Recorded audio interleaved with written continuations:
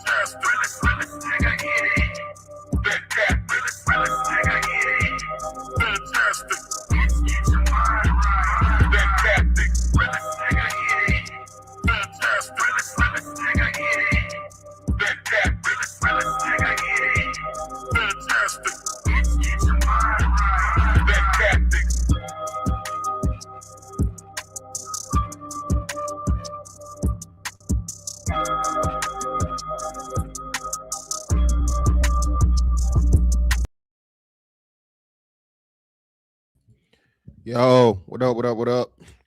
Y'all know the deal, man. Like and share, like and share, like and share, so we can get this thing out everywhere. There's anywhere in the world could be, but just so be right here with me, the BABGOG, and I appreciate you for pulling up on me. What's going on, man? Shout out to everybody in the building.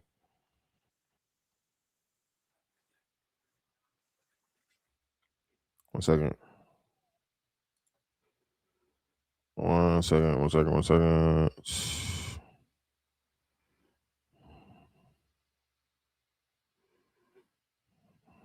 Fuck it, I just gotta do it here then. What's going on, man? Y'all see the title, man. We're gonna get into it, dog. No, it's not. Listen, man.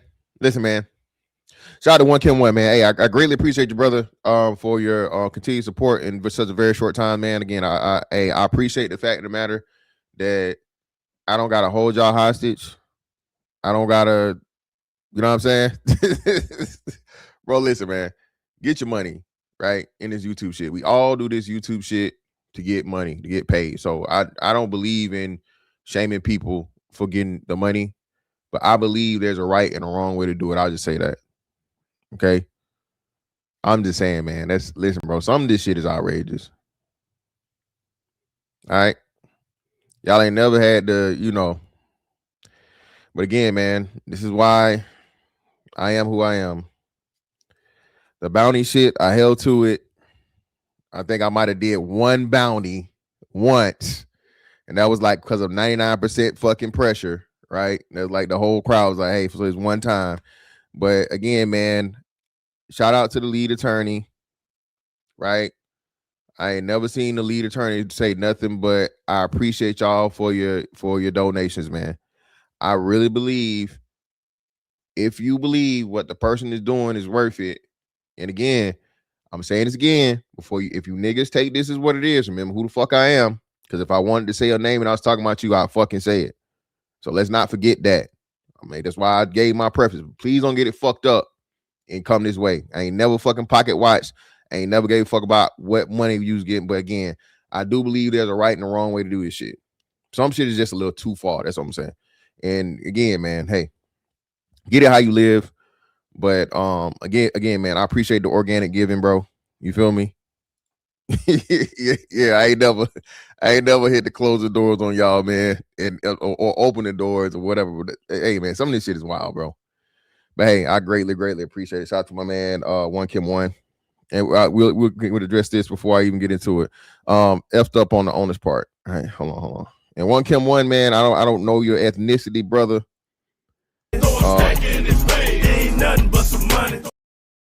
It's fucked up on the owner's part, and I'm gonna tell you why it's not. One Kim One.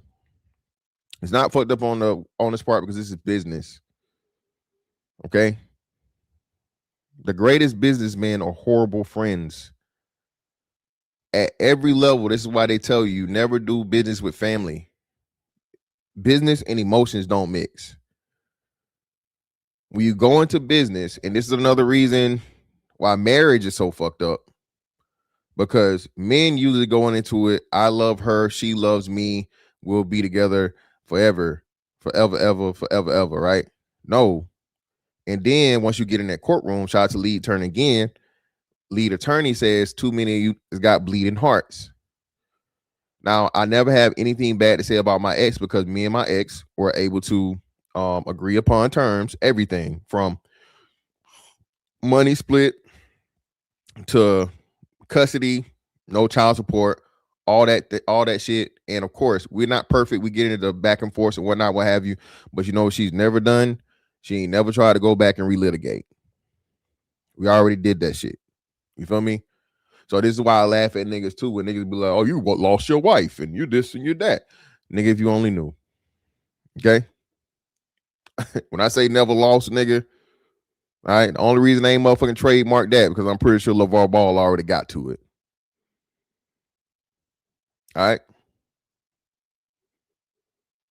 I ain't saying I'm unblemished, but this life shit, bro, I got way more wins than losses. All right? But well, no. Well, of course. Well, listen, man. There's another thing too. Look, bro. Let me just get to it. Listen, business is not about friendship or fairness. Business, and I'm talking real business, not scamming, not hustling, not finessing, not none of this street shit. I ain't talking about legal business. Okay? Legal business. That's another thing we got to get out of the fucking habit of, bro. All right? If you're running a business, it's a business, not a side hustle, not none of this other shit. Then we gotta start killing a lot of this fucking terminology. And again, we gotta take the street shit out of black shit. It need to be completely totally separated, bro. The street shit is gonna always exist, but we gotta stop co-mingling. We gotta stop mixing the two. All right, we gotta stop blurring the lines. You got street shit and you got regular black people shit. You need to keep those shits completely and totally separated. I'm gonna be doing a whole bunch of 10 crack commandments fucking references today, right? But you gotta stop the co-mingling, bro, of those two things. Okay. As a business person, you're supposed to be trying to make as much money as you possibly can make, of course, legally, right? But legal and moral is two different things, right? Y'all know this. And again, this is why I don't understand why y'all keep talking about the white man and this and that and the other. Yeah, man, the white man, we don't know how many patents that the white man stole from whatever. Okay, got you. So why are we still falling for the same shit? Why are we not looking out for each other? My A1 day ones and my OG, Manosphere people remember the whole Black Manosphere fiasco. Remember that? Remember when somebody that's not one of the forefathers of the fucking Black Manosphere trademark Black Manosphere? I think had a whole magazine. I don't know if it's still going or what have you, right? Niggas felt some type of way. And as that man said, hey, man, listen, it ain't on me. That's on y'all. That ain't on me. That's on y'all. And I say this is another prime example of niggas laughing, joking, kikiing, but not seeing the bigger picture, bro. Now, again, as I said, as a person that had to do his own trademark shit, right? Bro, Unc has a leg to stand on. He can get the shit back. And I don't know. They saying I don't know if he's been fired or not at this point. I don't know. I might have been wrong. I might have what's the name, but hey, you know how the shit works. I mean, y'all niggas really don't care. As long as the story sound good, y'all with it, right? So well, this is really bothering me.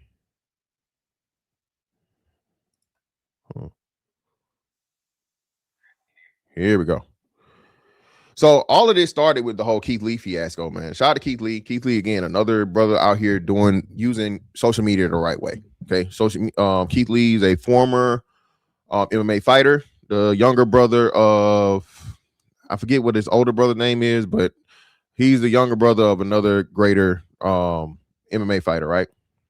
He switched it over to being an influencer and a food critic. And Keith Lee has made and saved so many businesses, most of them black. Okay. So many businesses, most of them black. He's got burned a couple of times. I remember the whole thing where you had the people that were doing haircuts and they were doing like a food truck thing, and somebody, finessed the money on that. And then the whole city of Atlanta fiasco.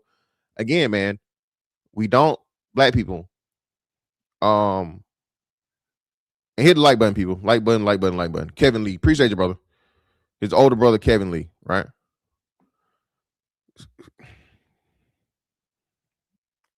Calm down, bro. Chill out. Chill out, brother. No. See, no. But I'll come back to this, right?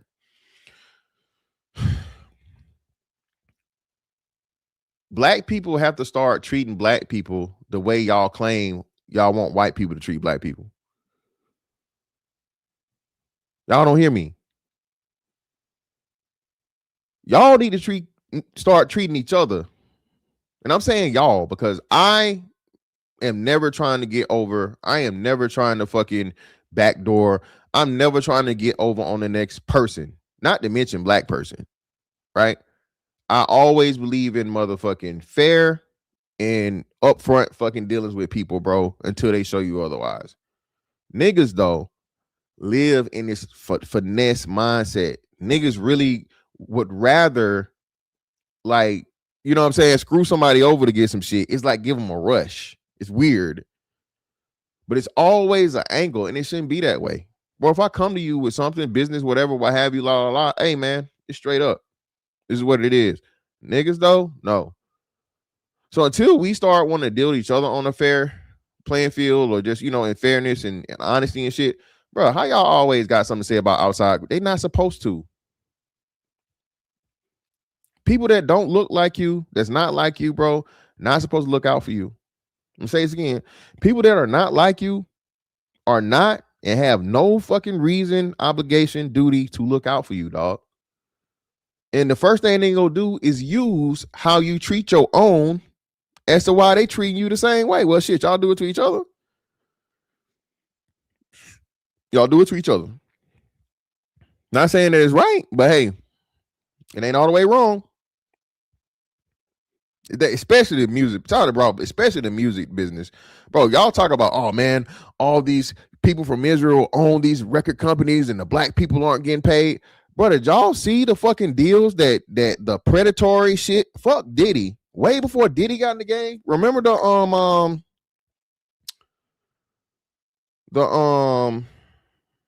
New Edition story? Did y'all watch the New Edition story? And they was talking about how fucked up the contract was, split 5 ways, right?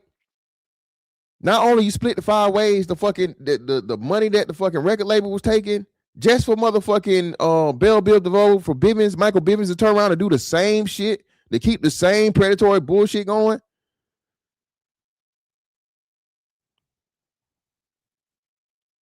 Nobody wanted to stop the cycle. Nobody wanted to do shit the right way.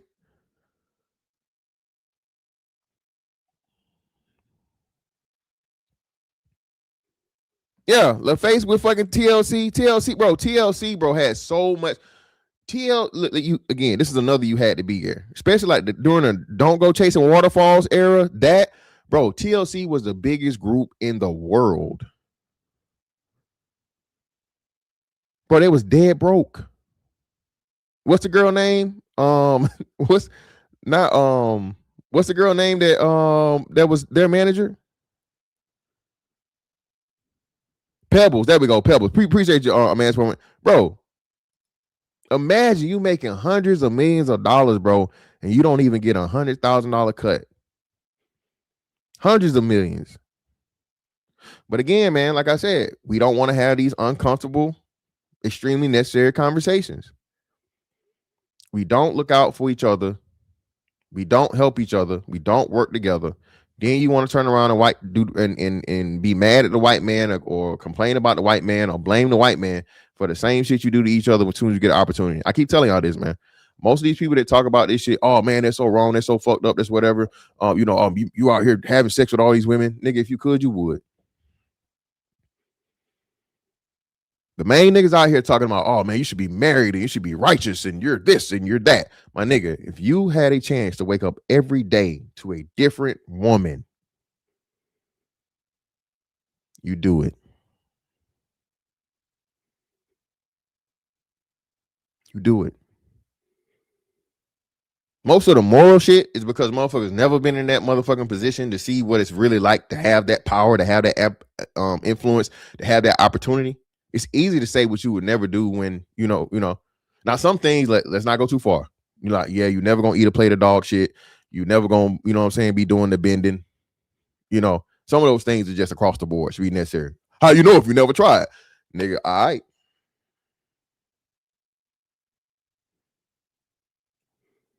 Some things are just never gonna happen. You feel me? But Terry goes, you feeding the point. You're bringing up a white man. Easy E turned around and did the same thing.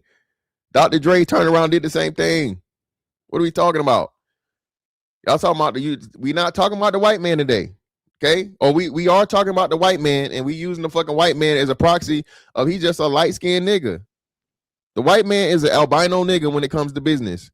That's all he is. He do niggas the same way. The white man do the same way the shit the niggas do niggas. Yes, that's what I said. Will Michael Bivins did the shit even dirtier. Boys to Men, another bad creation. All them shits they were saying. Boys to Men, another fucking group, classic group, bro. Boys to Men are getting hardly none of that fucking money they fucking made, bro. And then think about it too. This is another reason why you want to know one big reason why R&B died, bro. Not only would you have to split the fucking money, right? You already taking a cut. Now you gotta divide the fucking money 4-5 ways.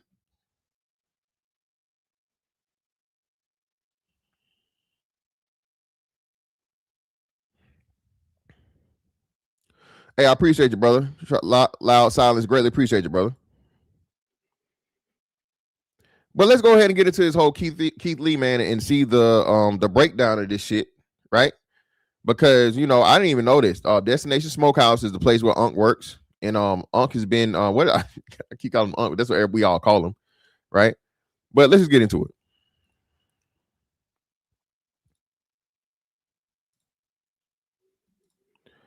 How would I book an interview with you, bro? Hey, just hit me on the IG, brother. Hit me on IG, Twitter, or my email. My email is missfantastic824@gmail.com and missfantastic824 on all social media platforms. So shoot me a DM or email, brother, and we set it up. I greatly appreciate the consideration, brother.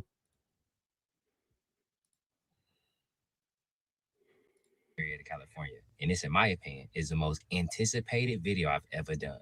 In my hand is food from Destination Smokehouse, with the tenderism. My whole mission today to see, in my opinion, is the food actually tenderism, or do I just love watching Unc? Let's find out together. I got it. Let's try it and rate 1 to 10. We spent $129.77. The customer service, my family said, was very good. This food was quick. It only took us 10 minutes to get it. And Unc is here, but Unc walking around with 4 different security guards, which I now listen. Now, Keith Lee is bringing up another big point that you niggas not gonna like. Okay, good business and efficiency at these white-owned establishments. We got to get rid of that shit too. We got to get rid of. I know it's jokes and whatever. Hey man, the worse the service, the better the food. No. That's horrible business that we've we've made okay and cool because it's funny. Well, actually, it's the reverse. Because it's so common with black people and dealing in black businesses, we made it into a joke. Time is money, money is time. But because we're not taught about good business practices, because we're not taught about economics, we turn the shit into a fucking joke and we make it acceptable. Silencer, what up, fam? In order for black people to want other people to do what the fuck you want them to do, you need to do it to yourself first. You need to do it within your own group.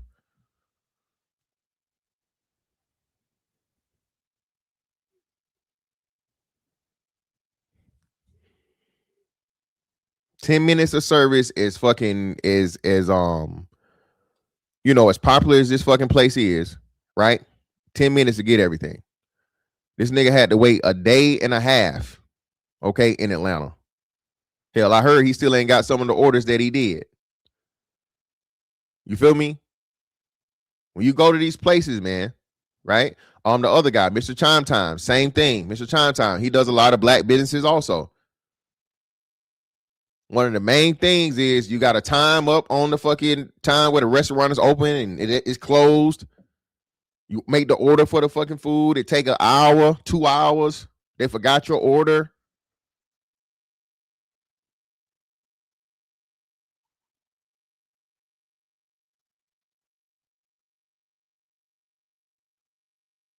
We have to stop making this shit okay, bro. Let's continue. Really understand, because people probably bombarding him nonstop. So I'm gonna show you everything I got, and we're gonna try it and rate it 1 through 10. Holiday yams, mac and cheese, coleslaw, 2 orders of Texas toast, 4 sides of barbecue sauce, and a 3-meat plate. I got a beef rib, some oxtail, and some brisket. We gonna start with what I came here for. The beef rib. I didn't touch it. I didn't do nothing. This is how it came. To me, it looked like it's sliced. It looked like they slit it straight down the back. So when I pick it up, that's what happened. I'm gonna pick it.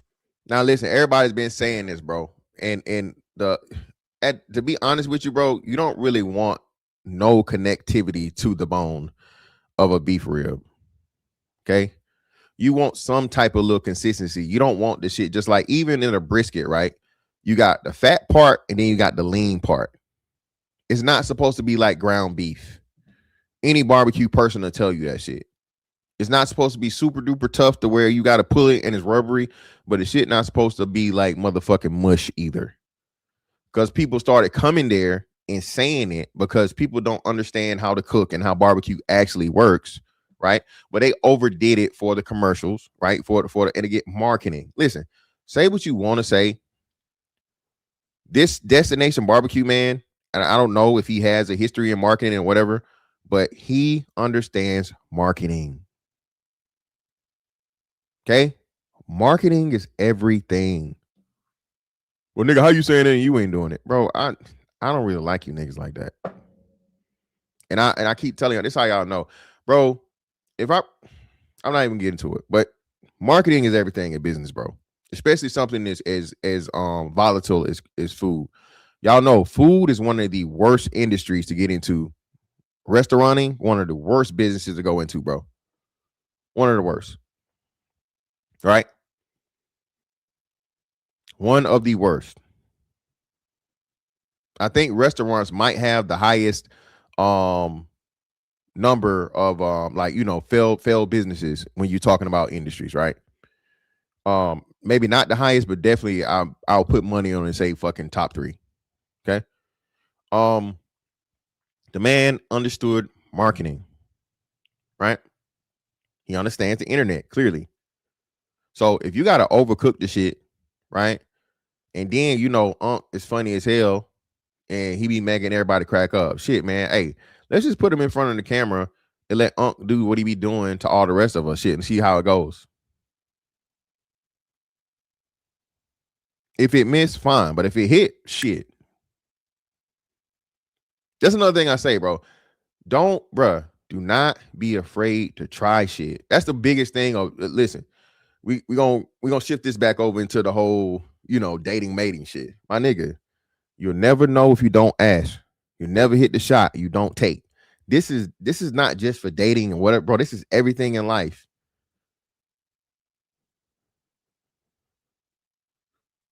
Everything in life, bro.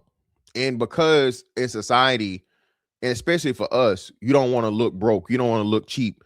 You don't even want to ask if they got a discount available.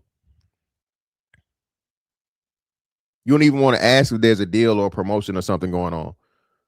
So what? You rather pay full price for some shit that maybe you even pay 20% or half price.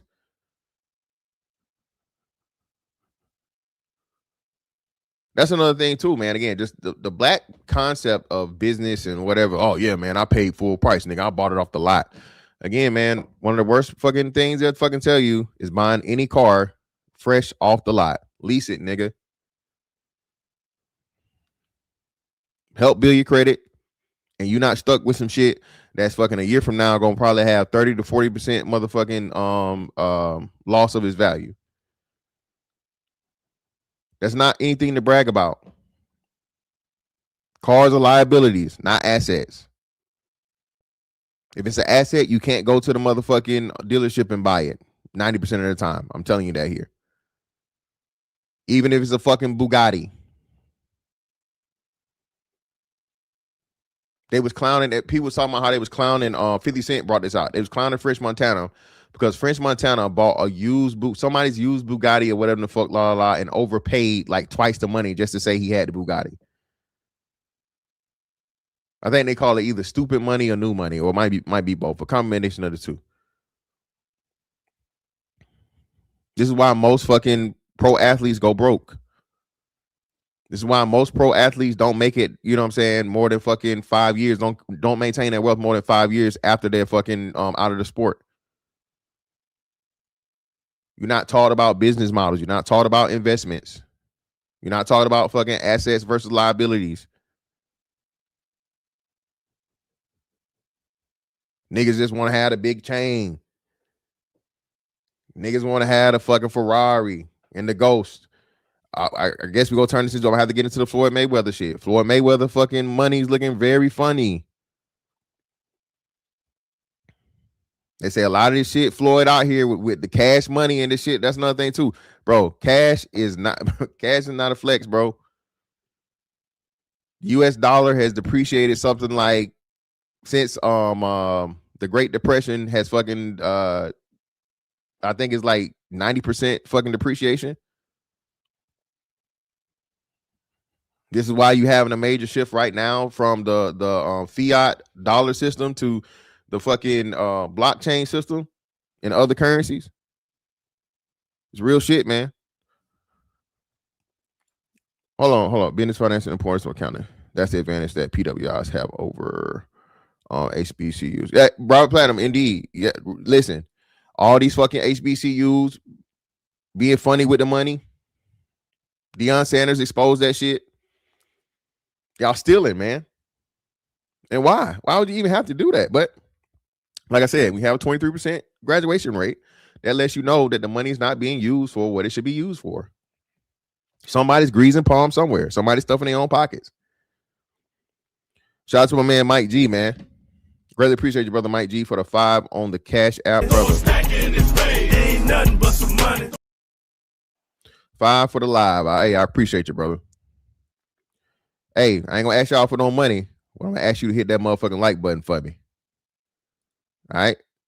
I ain't gonna never ask you for the money, but I'm gonna always ask you to hit the like button for me. Okay? Because you niggas is in here 143 deep.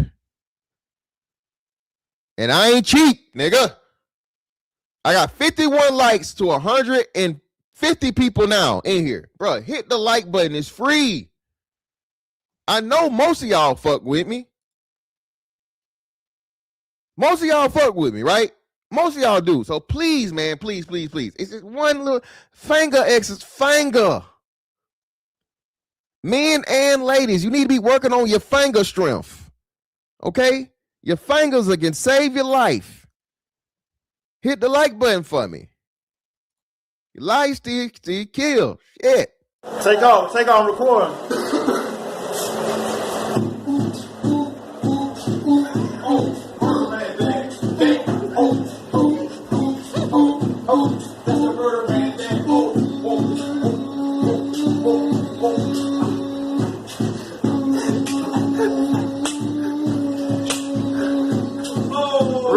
Mars shit, man. That's why more bodies, man. Darn more bodies right now, man. That real Mars shit, man. G up in the building, man.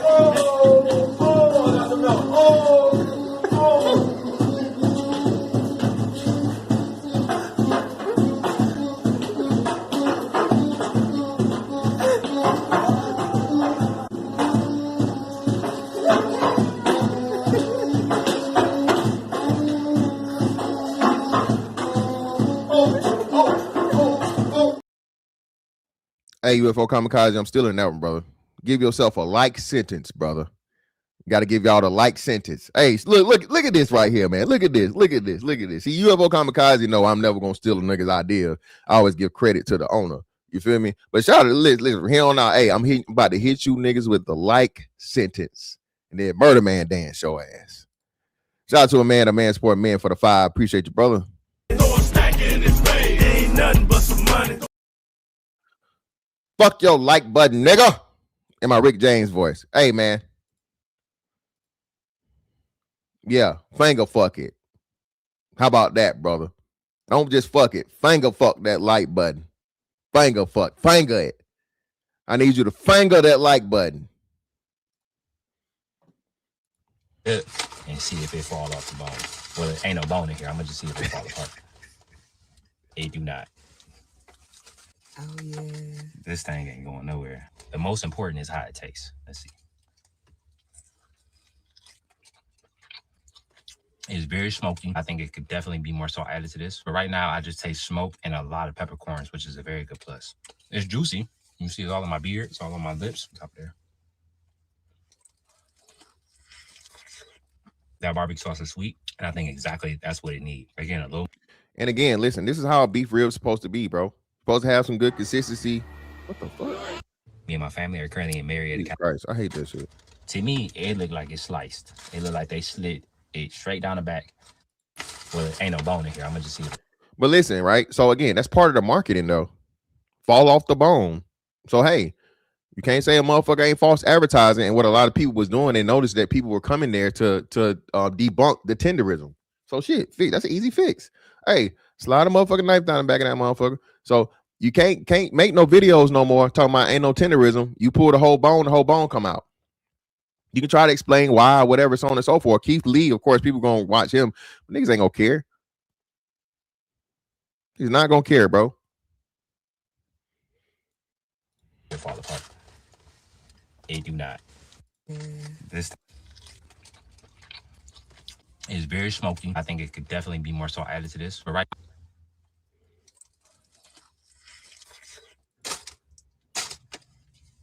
It's tender now. Now that's tender. Just the meat. Now again, man, listen, man.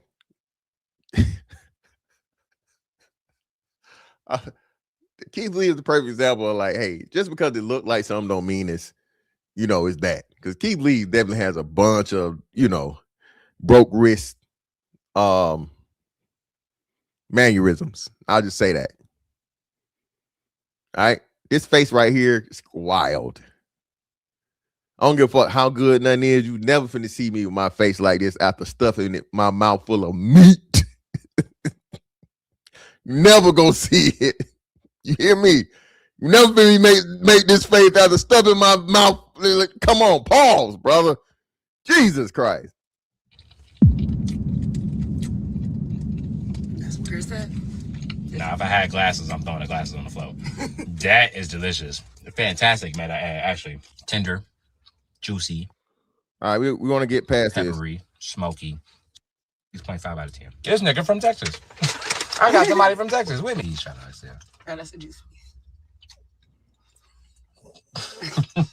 You smoking? 8.7. This the mac and cheese. I don't know if this is oil or if this is a lighting. Spices and flavors, 8 out of 10. What it is that he's doing. I'm personally taking $5,000 out of my own bank, and we going to say happy holidays to Unc. So, update. We could not get to Unc. Security said it was over with for the day. They said that he was filming something. I believe he was filming a podcast. We had $5,000 in cash or $4,000 in cash that we was going to give him a hand. They didn't take it. So, we're not only going to take this money and feed some people, but we just going to do what we feel like we're supposed to do in the community. And as always, Again, man. Hey, and now they had to respond because of course, now black people care. Keith Lee came out and said, "Hey, man, I had a bag for Unc to give it to him. They wouldn't let me give him the bag."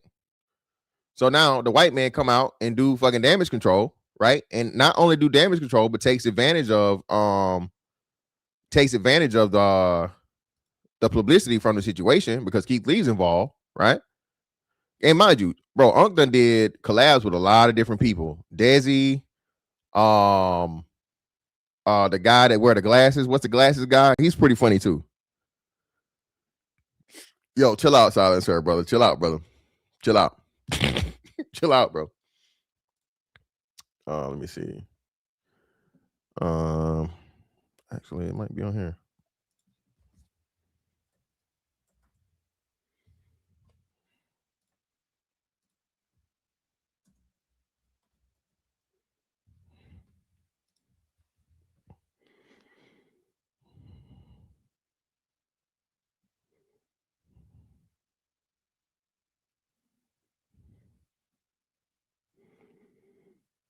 They had a response.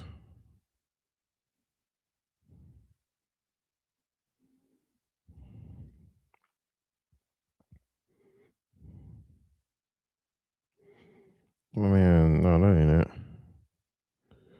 They responded, bro. I can't find it though.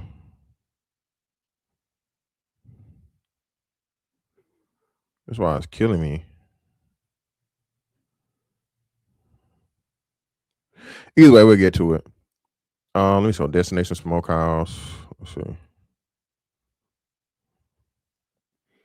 And they got an actual what's the name and everything, bro. Hold on. They got an actual page and everything.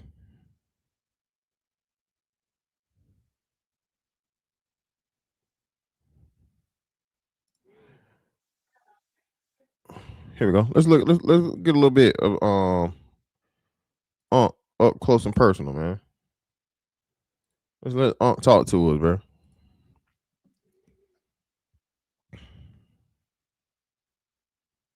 Yeah, you don't exactly. That was one of the things they tried to what's the name? Have you seen the? No, I saw Willie D do some shit. Did he actually interview them? I don't know. Was it in person or was that maybe that was what I was looking at? Was that it? Was it where they was all sitting at a table? He's not gonna lose. Listen, man. I'm gonna say this again, Dre, brother. This is another thing we gotta understand too, bro. If it's not a black business, if it's not a black owned business and business geared towards black people is not gonna have that big of an impact, bro. People are coming from all around the fucking country and world to get the tenderism, dog. If black people cut it out, the Europeans and Asians and everybody else is gonna make up for it. I promise you. I'm not saying that we're not important. I'm not saying that we don't clearly have a fucking impact on the economy in the nation. $1.5 trillion in spending power is significant. But what I'm saying is we overplay that by a lot. If we're at 1.5 trillion, Asians double or triple that at a third of the population. Just think about that. Just think about it, Dre. We got $1.5 trillion in spending power, but being that the Asians out earn us by like 5 times, bro, they have at least fucking twice, if not 3 times the fucking spending power, right? With a third of the people. We have to stop over inflating our importance in the economy when, again, bro, we spending it on all the wrong shit.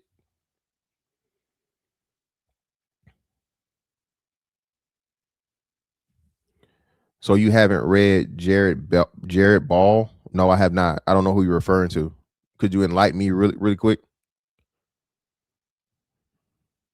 I have not read Jared Ball at all. No, I haven't. But could you quickly enlighten me? Because I don't know what you're talking about. Oh, what's the right shit? Investments, assets. reasonable real estate. Notice we got to start saying reasonable real estate. Buying real estate at the right time. Any more questions? I may have missed some things, but those main 3 things right there, investments, assets, reasonable real estate, specifically for the assets. Hell, now precious metals. Instead of buying those Jordans, I'll tell you this. I'm gonna help you out. Shout out to Messiah. Jordans cost $225. Let's just say $225 after tax. I know it's $225 plus tax. Let's just say $225 after tax. And I fuck with Jordan. I'm a sneakerhead. I will never talk down on the shoe game. Okay. Let's just say you average 1 pair of brand new Jordans a month. That's 12 pairs. Cut it down to 6. And for every pair of Jordans you don't buy the equivalent in silver. This is not financial advice. It's not financial advice. It's not financial advice. How about that? And then holler at me in a year. Kid Claire, somebody is. And I'm just saying, for the people that do, and since black people, see, I'm doing the shit. I don't just talk shit. I do it, and I try to help y'all. Right? Again, I'm not selling no course. I could, and I probably should, but again, I'm not a CPA. I don't have any background in fucking finances, so I'm never gonna step out here and hop out here like I can't. I just feel like that's wrong. Okay, I can just tell you what's working for me. All right. And the things of the where I'm getting my research and doing this and having an understanding better at 42 years old, which I should have like a minimal. I'm no fucking financial genius by any means, clearly. Right. I'm just a lowly fucking YouTuber, but I do know these basics. So after the silver, then what? See, nah, brother, I gave you that. Do that first, then you come back to me. Because you, sir, are being a dick and an asshole. You don't really want to know. You just want to prove me that I'm wrong. And you are the problem. And most likely, if I bet money, you a nigga. That's the sad part about it. TBE Trucking, if you've been doing this long enough, unless you just starting, yes, I do. Because wearing the same fucking Jordans for 2 months can fucking equal 10 pair of Jordans next year in 1 month. So yes, TBE Trucking, yes, I do. No, you're not asking, brother. I already gave you one. Do that. And then once you do that, brother, come back to me and let me know how it worked. Then ask me another question. I'm doing it like everybody else now. I'm not giving no more shit for free. You didn't listen to the other 2 things I told you. I gave you 2 other fucking examples, but it is what it is. Listen, little foot grown people don't count.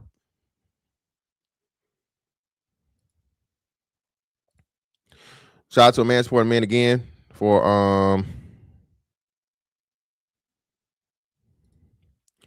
another 5. Ain't nothing but some money.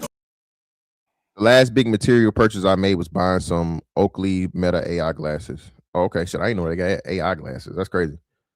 Shout out to TBE Trucking for the 2. Appreciate you. Ain't nothing but some money.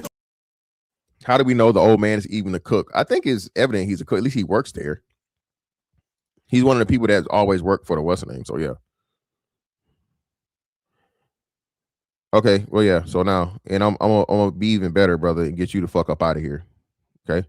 Yeah, I'm gatekeeping from you only because you're just here to fucking, you know what I mean, do dissent and shit. Because I gave you 4 answers, and after I gave you the 4, you wanted to be an asshole and ask even more questions. And when you're not even going to implement the 4, there's another thing too. Start kicking ignorant niggas out of the conversation. A motherfucker that just really want to be there just to argue, right?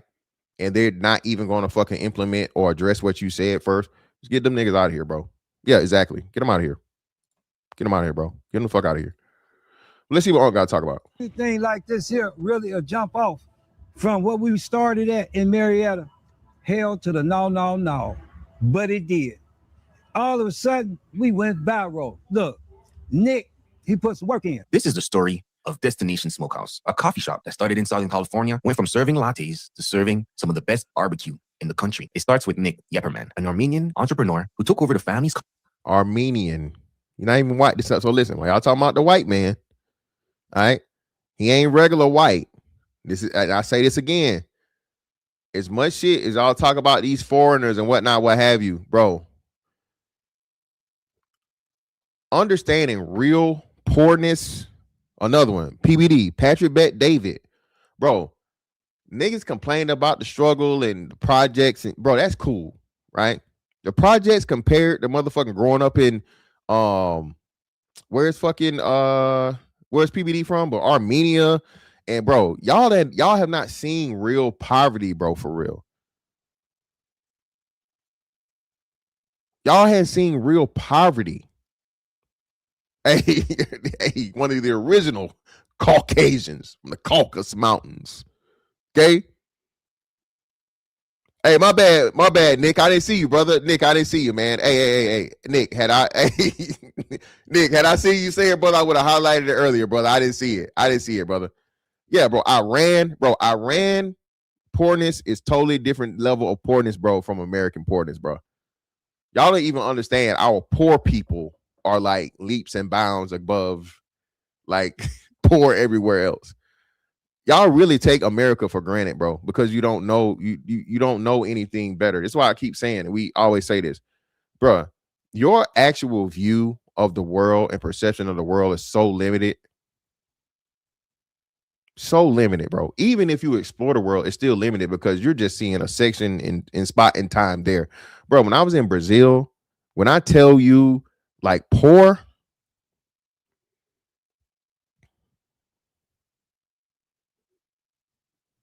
no, even loner, you still not getting it, brother. No, Mississippi poor is nothing. Mississippi, Alabama, West Virginia, the most poorest place you can think of in America, bro, is richer than fucking the favelas in Brazil, brother. Not even close. Thank you. Tell them again, Combat Strong Arm. Africa. We talking Africa poor. We talking like European poor. We talking Middle Eastern poor, bro. Y'all have no Haitian poor. Lord Jesus. Y'all have no idea, man. There is no welfare in these other countries. There's no welfare. That's why motherfucking pussy purchases are legal. Because they know that's the only way these women go be able to make it. Hey, if she can't sell a pussy, what's she gonna do? The government ain't giving you no money. The government ain't passing no fucking checks out.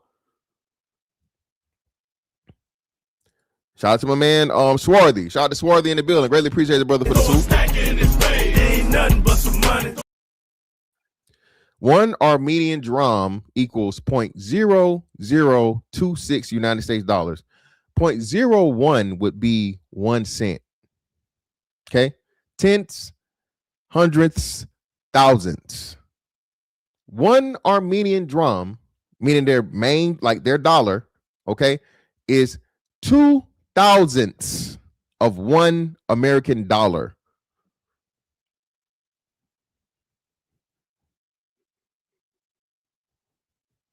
Okay, 2 thousandths.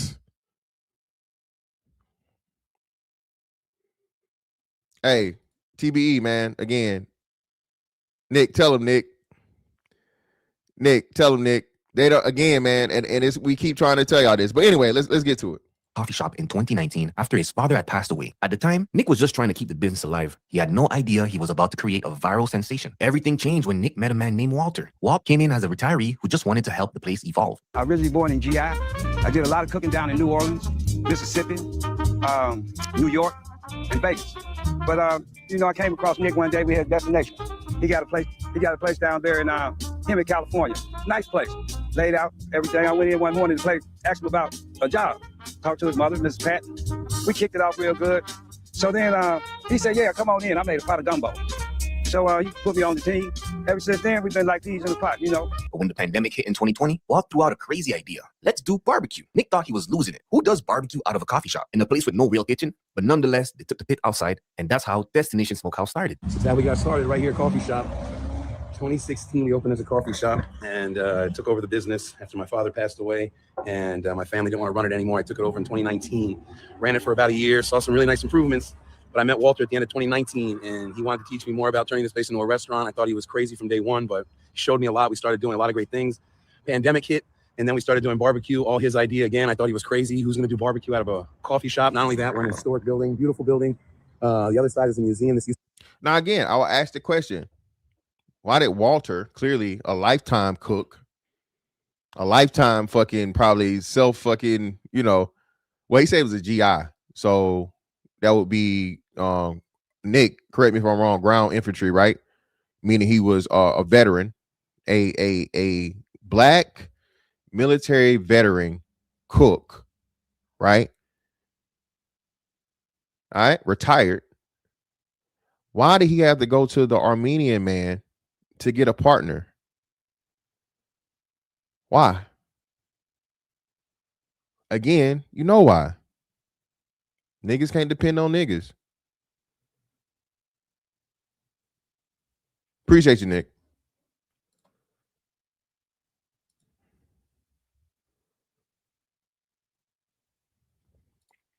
Shout out to a man supporting man again. Appreciate you, brother.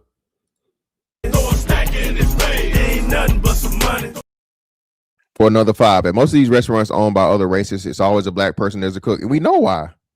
Listen, man, I don't know how y'all even take Chef Ramsay, who the other motherfucker, any of these Bobby Flay. I don't take. Listen, man, the only motherfucker I halfway give some shit is Emerald Lagasse. Emerald, bam. Because we know Louisiana, that's all types of motherfucking black influence. All that other shit, nigga, get this shit out of my face.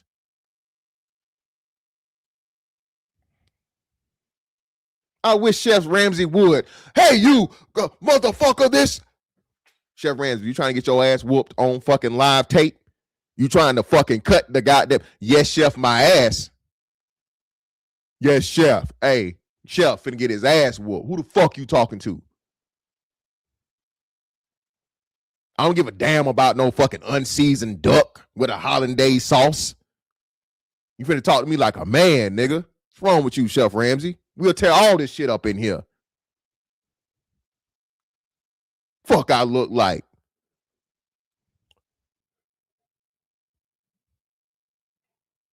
Watch your conduct. Hey, knives, cleavers, forks, shit. Hey, Chef Ramsay, we'll get this shit cracking in here. To be a train station, and it's a historic building. We don't have proper kitchen equipment. At least we didn't then. While Walt is the soul and the hype man, Nick is the engine. He became a self-taught master of the pit, developing a style they call tendernism. Walt jokes that Nick is such a barbecue. Hey, man, shout out to my man Donovan Wood, A1 Day One in the building, man. Hit me with the 20 ball on the Cash App. I greatly appreciate you, brother. Ain't nothing but some money. You say for all facts, salute, fam. Shout out to my man, Maurice November, another A1 Day One in the building, man. Appreciate you, brother, for the 10 on the Cash App. Great stream, man. Hey, brother. Ain't nothing but some money. Greatly appreciate y'all, man. So hold on, let's see who came up with the tendernism. Let's see. Hold on. Developing a style they call tendernism. Walt jokes that. Okay, so hold on.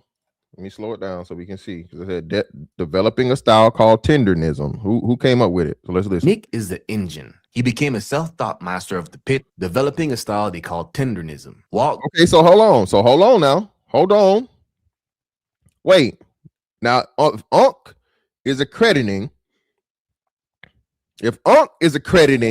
tendernism to Nick, this is Nick's idea. Chat participation.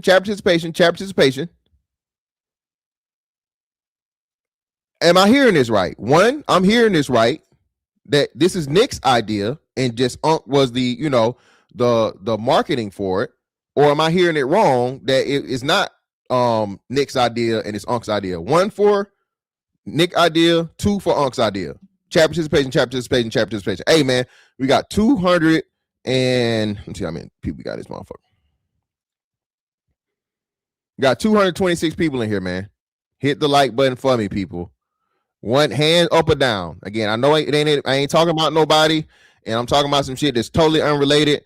Y'all give me like a 50% discount on the likes, bro. So I know most of y'all in here fuck with me, bro. If you fuck with me, finger fuck the like button.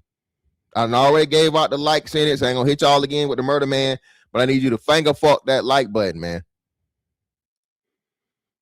All right. Dre say 1. Smooth say 2. Nick said it was Unc's idea. Where did he say this, L? Do you have this where he said it? Because this is sounding like he's saying that, wasn't it? I could be wrong. I'm asking. That's why I'm asking you guys' opinion. L, do you have the thing where Nick says that it was Unc's idea? I'm not being facetious and I'm not being an asshole. I'm genuinely asking. If you got it, brother, can you send that to me? If you have that, can you DM it to me on IG or Twitter or something? If you have it, brother, if you have the link for that, I would greatly appreciate it. You said rewind the tape. He said it on here? Okay, hold on. Did I miss it? No, brother. No. I'm saying tendernism. You're going back. It was ideal for the cook the food, but the naming of the food and the branding of the food, brother. Y'all gotta pay attention, man. You say he said it on the Willie D interview? Okay, I'll pull up the Willie D joint next.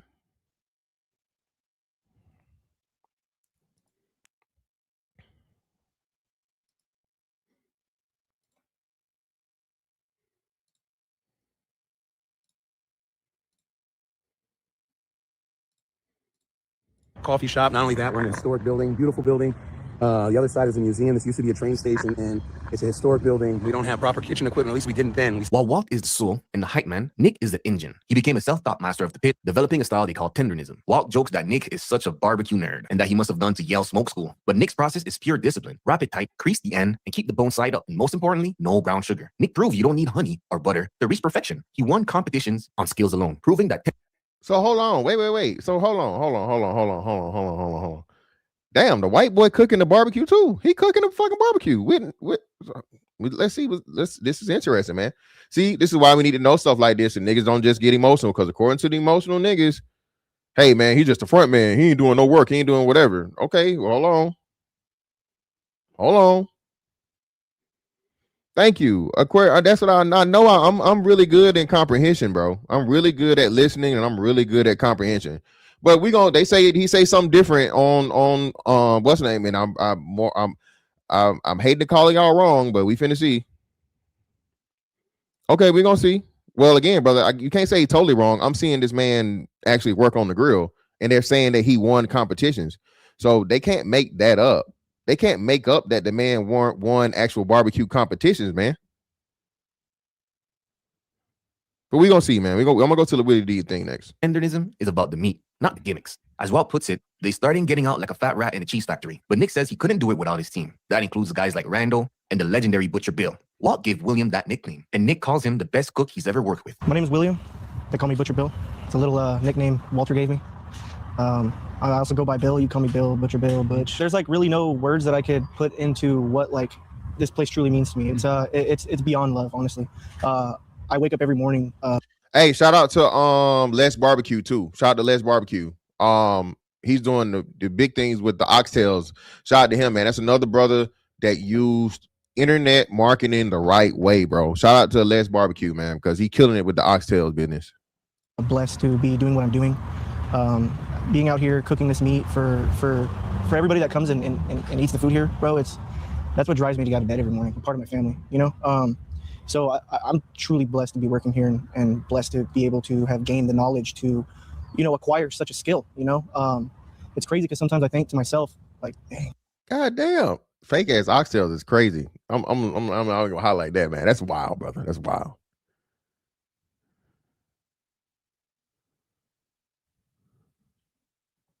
Aquarium, brother, I believe you more than anybody else, man, because you're being objective. But again, like I said, other people is just making this a race thing, and the white man stole it from Unc. So I'm gonna watch it, brother.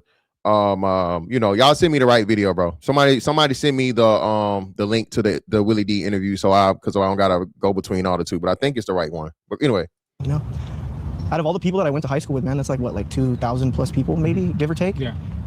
I'm the only one doing this, bro. For these guys, it's not just about the food. It's about a high demand skill and the pride of being the only ones in their circle doing it. When the videos went viral, the whole country started showing up at the Marietta train station. But despite the fame, the mission stayed grounded. Walt and Nick believe that skin color has nothing to do with great food. Black, white, that ain't got nothing to do with this here. Perfection is what got something to do with this here. We personalize in teaching tenderness, perfection first, clean food, clean place to come, a nice atmosphere. It's not just one side. It's not two sides. We want the whole world to come. It don't make no difference what color you is or none of that. And when you come in here, you shouldn't think about color. Only thing you should think about is coming in and having an enjoyable time at Destination Smokehouse Eatery in Marietta, California, the southern part. It's about perfection, a clean atmosphere.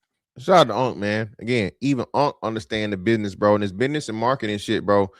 Creating division is limiting your fucking customer base, bro. I know y'all love talking about black-owned businesses and whatnot, what have you, but I promise you won't all green dollars. I am not saying that being a proud black-owned business is a negative thing in any way, shape, form, or fashion. But what I'm telling you is black business practices and lack of marketing is limiting your fan base. It's limiting, I'm not fan base, but your customer base. It's limiting your fucking revenue. It's limiting your profit. Okay. All right. This is why I say this whole FBA shit was counterproductive. Oh, we ain't trying to do business with the Africans. We ain't want to do no business with the tellers and all this other shit. Okay, well, all right. So now that you told them this, and now you got to depend on, only Black American dollars. Well, yo, these silencer niggas. Listen, man. Hey, man. Listen, man. Hey, silencer. This is why I just left it alone, man. Like, damn, I tried to shout out another black man business, and they was like, man, goddamn, man. Niggas, like, I told niggas don't like niggas for shit. And a place that the whole world feels welcome to sit down and enjoy a meal. What is the dynamic at Destination Smokehouse between you and Walt, with you and Walt? How does that? All right, so Walt and I met when we were Destination Coffee Bar, and he came in as someone who was retired, who wanted to help us turn the place into more of a restaurant, I guess you could call it. We didn't have a kitchen there, we still don't, but he was just showing us ways we could be creative. So started off with him making gumbo, then we started adding other little small things, but nothing really too heavy. It was just like a relationship that was building. During COVID, we decided to do a barbecue event that was all Walt's idea and ended up being successful. And from that, I wanted to add ribs and chicken to our menu, because again, we're trying to turn this into more of a well-rounded restaurant. So we did that, and it became really successful. But the whole thing of it is in the dynamic that Walter and I have. Walter never expected for it to be like this. He just was looking for something fun to do on the side. If it became successful, great. But he was never prepared to cook the type of food that we were starting to need to cook. I had to learn how to cook on my own for a restaurant while we had barbecue on the menu. And there was a lot of pressure to do that. But I found something that I was really good at and just started expanding the menu. But Walter is a huge part of my confidence to continue in the restaurant business. He is a huge part of learning how to be a better man than anything. And again, listen, man, and that's why I say now I'm still not agreeing with the part I heard, but it was clipped, right? So I don't agree with the whole tip everybody. I don't agree with that rhetoric. I don't agree with that. But at the same time, this man is not this y'all. This is why I can never trust what niggas gotta say, man. Once race comes into it, man. Again, we have a unhealthy view of everything is racist, bro. And then it's like no white person, no any other person than black person has ever did anything positive for black people, man. You gotta stop this shit. Oh man, you kissing the ass of a white man. No, I'm not. I mean, bro. Again, I came from one of the whitest, if you arguably say the whitest male fucking industry ran in the fucking United States as a country, bro. United States military is the most white male driven and white male oriented fucking job in the country, hands down. Right, top to bottom. Right. I ran into way more cool white boys and piece of shit white boys. Right. I had way more white boys look out for me than white boys try to motherfucking fuck me over. Now, there was definitely some that tried to fuck me over. I'm not acknowledging that, but again, I had others that helped me out of some real shit too. Out of some real confrontations. I told y'all, about A1 day ones, remember this. I told y'all, I just made third class, bro. I was in Virginia at fucking FRC dealing with this racist ass. So I had a racist motherfucker that was like the supervisor. This is real racist. I ain't saying listen, this is another thing, bro. Y'all niggas don't even run into real racists.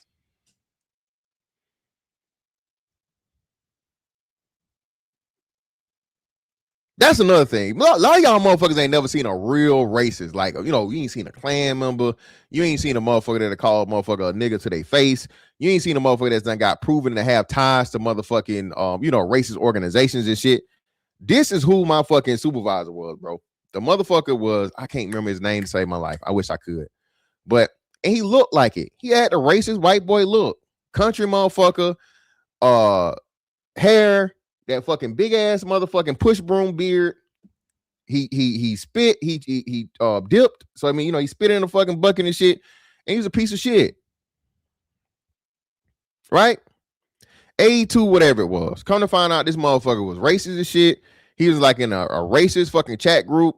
He was watching porn on the motherfucking computer. So you know, they able to track all that shit. And he was doing coke. He was doing cocaine. Piece of shit. That's why oh man, you protect the white man. No, I don't, nigga. Give a fuck about no damn white boy. But anyway, my baby mama is out to sea. She on sea duty. I'm on shore duty. Well, no, I'm on sea op debt. So we on sea duty at the same time. But sea op debt means I'm attached to a boat from FRC. So when it's time for a boat to go out, I'll go out for a couple of times and come back. I was never there for long enough for a fucking for deployment. I was only there for 2-year orders. Thank God, right? But anyway, so I'm dropping the twins off at daycare, and I get to work. I always get to work like, you know, around the same time or whatever, but it's like 15 minutes late after what's name, but that's my child care situation. Everybody know in Virginia, you're not getting in on no motherfucking base child care. It's Virginia. If you just get there, the waiting list to get on what's name child care, bro, is years, right?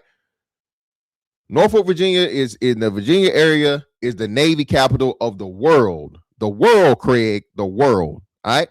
So they do in-home people that are certified by the Navy.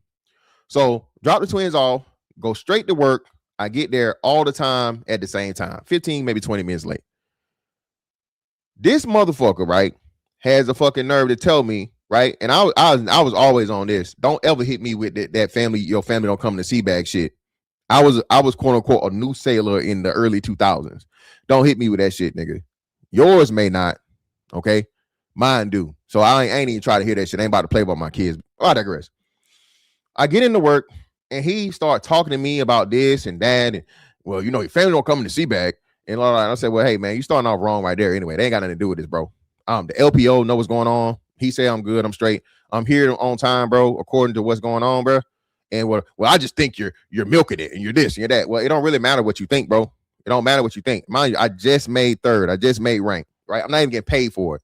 So I'm a frocked E4, but not fucking paid, right? So me and him go back and forth, and he hollering and yelling. And it's a desk between him. We in a little bitty room. We in the battery locker. So the battery locker, you got the fucking NiCad side. You got the lead acid side. It's just these two big ass fucking things. And then you got like the fish bowl in the middle, right? Just in case some shit starts smoking or something catch on fire, you can see it, extinguish it, and go on, whatever. Anyway, right. So the office is in the middle. And you only got one door in. It's not a double thing. It's only a one way. So me and him start yelling, and the LPO comes in, and they cool. I'm not saying they drink beers and shit on, but they, you know, they higher ranked. They've known each other longer. And of course they shoot the shit or whatever, so they cool. Black dude from Macon, Georgia. I know this motherfucker racist, right? The motherfucker in front of me. The other dude, I don't know, but y'all cool. And you bust in the door, yelling, hollering, and screaming at me, because he yelling, hollering, and screaming at me. There's a desk here, a wall behind me, and the door's that way.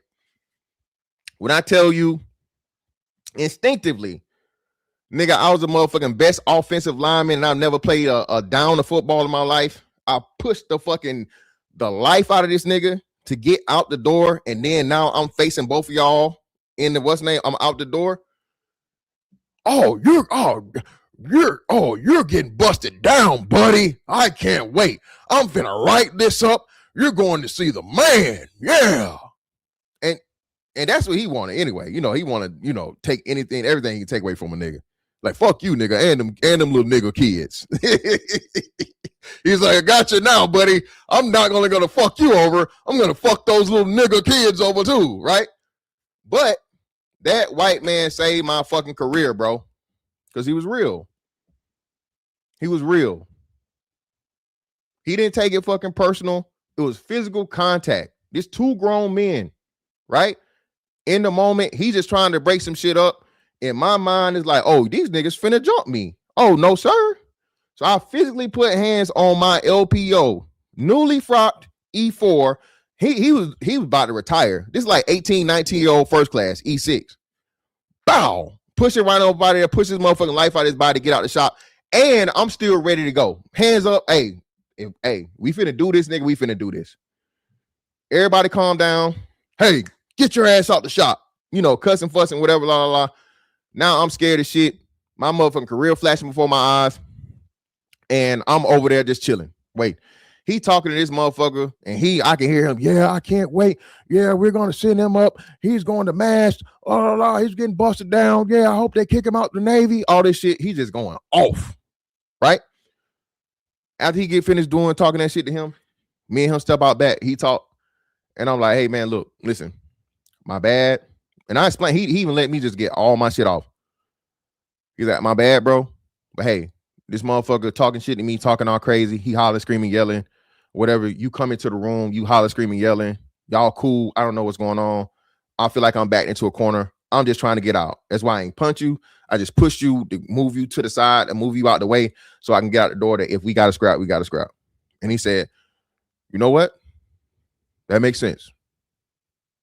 You're a grown man. I'm a grown man. It's a heated situation, whatnot, what have you. So I understand. This happens here. It stays here. Whatever. Right? But here come the good part. Who remember the good part? Do my A1? Do my A1? my A1 day ones remember the next part? If you're A1 day one in here, man, put a one in the chat. Y'all remember the next part? It is the funniest shit out.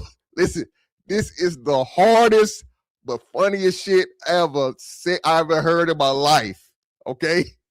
to where I almost ended up fucking myself off because I was like, nigga. Oh God. Who remember what happened next? You remember, Gemini? You remember? Bro, nigga said the funniest, hardest shit I ever said in my life. He said, all right. He said, cool. But hey, listen here. I'll tell you this. Man, you're lucky. I'm like, brother, I did just put hands on you. The way you fucking, you flailing back like you on fucking Mortal Kombat after a fucking uppercut, I don't think I'm too lucky, but I'm I gotta hear this out. So let's hear. You're lucky. Because the last person to put hands on me like that, all right, I punched him one time and broke both my hands. I was like, I had to register. I said, wait. I said, what? Wait, hold on, wait. He said, yeah. I punched him one time and I broke both my hands.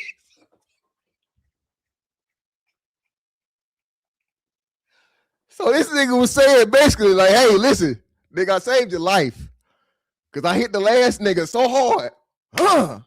I hit him with this hand. Both.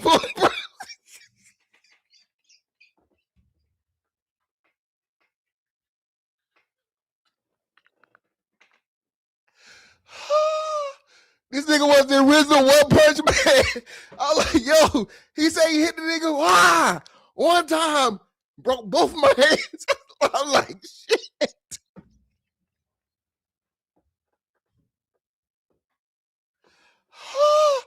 The funniest shit I ever heard in my life, man. Shout out to AE1 Nellis, man. I think they say he died, man. He had cancer. He had lung cancer and shit, man. So RIP.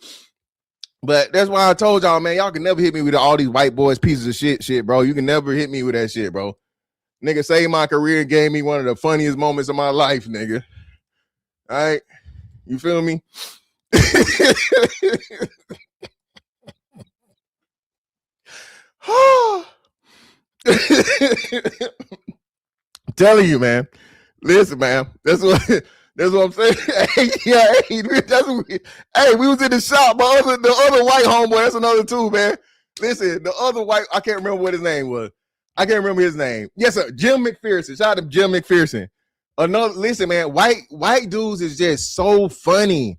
It's way more cooler white dudes than just piece of shit white boys, bro. Jim McPherson, bro. This motherfucker, the only motherfucker I know the clip. He clip test like 3 or 4 degrees, bro. This motherfucker here, before he got out the Navy, as like an airman. This motherfucker had like 6 degrees. It's really like at least 2, maybe 3. But the motherfucker clip test. He never sat down in the class. He clip test all his degrees before he got the fucking Navy, bro. So me and McPherson was like, he's like, hey man, did I hear Nellis right saying that he fucking he punched a guy one time and broke both his hands? I was like, I had to look over my shoulder. I was like, yeah, man, that's what he said. So he's like, what the fuck? So did he just punch him with the one hand and the other one automatically crumble? Or did he give him like the Ryu Hadouken? Bro, when I tell you that whole day was nothing but laughs, and what made it even funnier, y'all? What made it even funnier, y'all? Cree, come on, Cree. I can't enjoy it. Come on, Cree. You heard enough of it. Okay? You heard enough of it, Cree. What made it even funnier is that the racist white motherfucker mad because he can't fuck me over. Mad. Because he couldn't do it, man. Because he couldn't fuck my life up. And he the one that started all the shit dead ass wrong. My bad, man. Let me get to the money, man.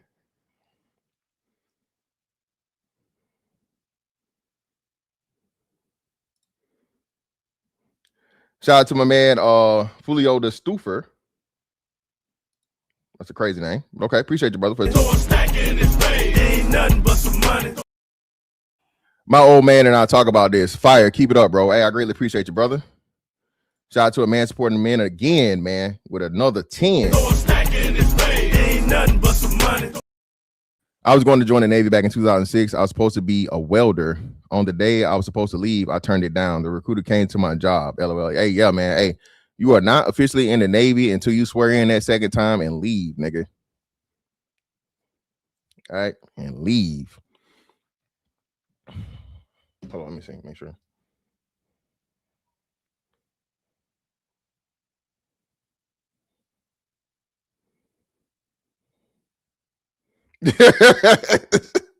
Shout out to Mike G again, man, for another 5 on the cash out. Ain't nothing but some money. He said for the original One Punch Man. Yeah, man. Hey, Nellis was a fool for that one, bro. You know, I credit him with a lot of things, but he's taught me more about life. His part of the story he never really gets to tell, but we met and we only knew each other for 3 months, and it felt like we knew each other a lot longer. And COVID hit. We closed down for a month and a half, and he starts calling me saying, "You remember those ribs I used to cook for you? You want to sell them at the coffee shop?" And it didn't make any sense. You know, obvious reasons, right? It's a coffee shop, no kitchen. But he finally convinced me. It made a ton of sense. We started doing barbecue as just a way to get people back during COVID. He's the original cook. We were doing a couple proteins in. It was really a blessing. The support we got really fast. But it was all his idea, and it transitioned into something else. But he is the main reason why we do this now. And a lot of people got to know of us because of Wall. I mean, there's no way around it. Tenderism going crazy. He said that a year and a half ago. Wow. And just in the last 3 months, everybody's saying it. I've heard of all the isms and all that kind of stuff, listening to rap music growing up. He just naturally, I guess, from living, said it. But he doesn't listen to rap. Okay, cool. So he gives him his credit. Cool, great. All right, so this settles it. We don't even got to go to the we don't even got to go to the Willie D video. Shout out to Willie D, right? But he said it here. So tenderism is Walter's idea. He gave him his credit. He gave him the what's the name. There it goes. No ifs, ands, or buts about it. He's right here on the tape saying that fucking Walter is the progenitor and creator of the term tenderism. Okay. Yeah, but he wasn't cooking the barbecue though, bro. He's the OG cook, but he wasn't cooking the barbecue.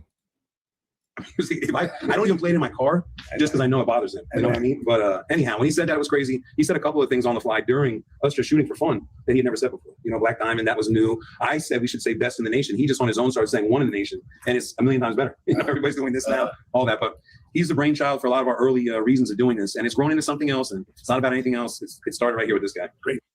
And again, man, listen, shout out to OG, Mr. Walter. Shout out to him. Again, bro. I keep telling y'all, Black people funny without even trying. The best moments in my life, bro, are just being around the older people as kids and hearing them say, every family got a comedian in it, man. Every family, listen, if anything they say that, you know, oh, man, I could have been Michael Jordan, I could have been this, I could have been that. No, nigga, comedians. You know how many mainstream comedians it could have been that were Black people that was like funny for real without even trying. They not even trying it, bro. And you can just even tell with Unc, bro. He's just lighthearted, considerate, upbeat. You feel me? I think actually, like when stuff like this start happening, bro, and it's got to be a performance and it's got to become work. I think stuff like this starts to, you know, actually tarnish it a little bit for Unc. That's why, and again, people are just making it seem like, oh man, they had the security guards around him to where, you know, nobody could really get to him. Bro, you got to think, bro, once you old, man, and your whole life, you just been living your life and enjoying it and whatnot, what have you. Bro, people are fucking worrisome, bro. A regular person becoming a fucking celebrity overnight, bro. A lot of y'all motherfuckers wish you want fame and shit. Motherfuckers are crazy, bro.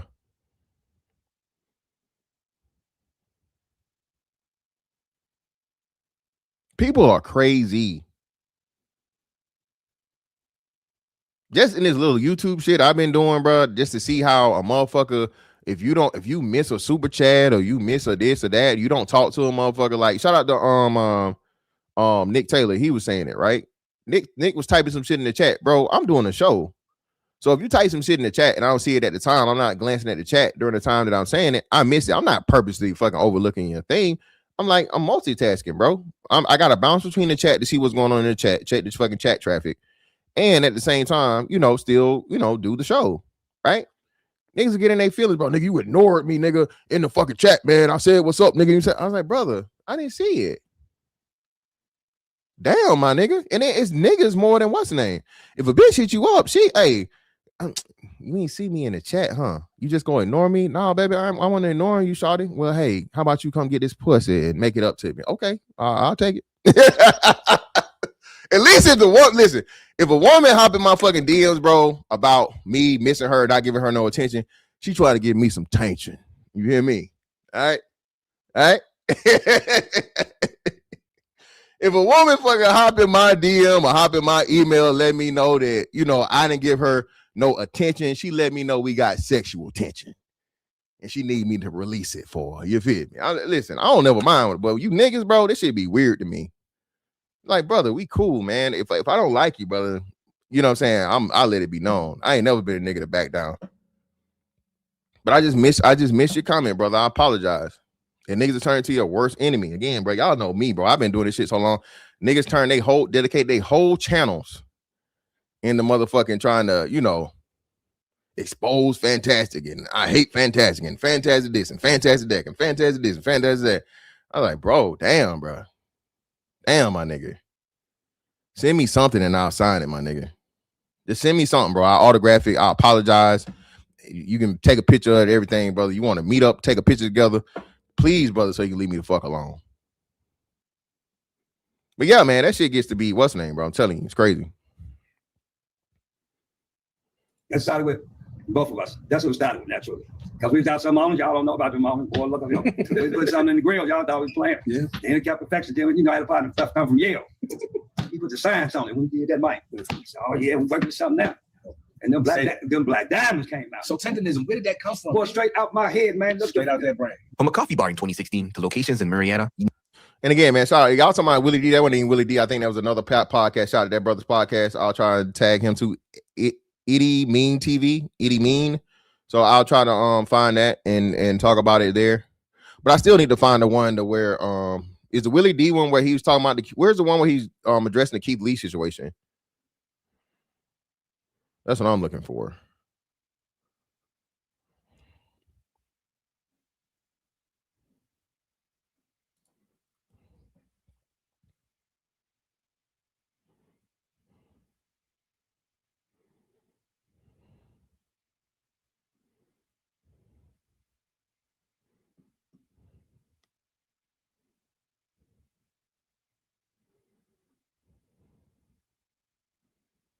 Yeah, it's not like that or whatever.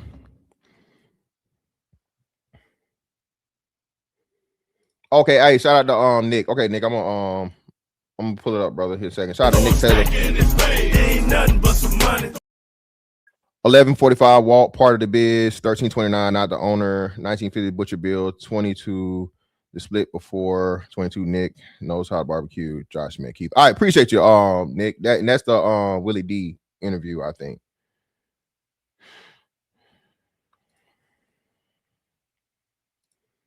Shout out to a man sport man again for another team. Ain't nothing but some money.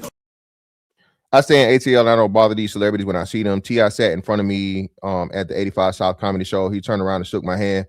I know not to bother them. Yeah, exactly, man. Like I said, act like you've been there, bro. Again, I think, you know, if you're not in one of these big cities and you've never been around celebrities, whatnot, what have you, you know. And I know, man, listen, if it's been somebody you've been like, again, y'all saw me in the fucking, bro, I had 2 like childhood, adulthood moments last year. Okay. For me, 2 childhood, adulthood moments. Clearly, I was happy, nigga, and not ashamed of it. I ran into fucking Bret Hart, you know what I'm saying? One of my fucking favorite wrestlers, right, of all time, right? Just randomly in fucking the Nike store, randomly. Not no event, not I know he's gonna be there.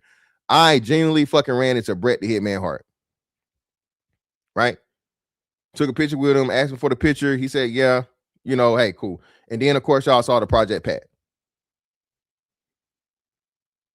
There are some people, man, that you really, you know, mean something to you and brought joy to you at some form, shape, or fashion in your life. To where if you meet those people, you're going to be excited. At the same time, though, you have to have respect for them as human beings and people. And you know, you being the millionth person that's ran up on them. You feel me? Yeah, wrestler. Favorite wrestler. Yes, Cree. Wrestler. Wrestling.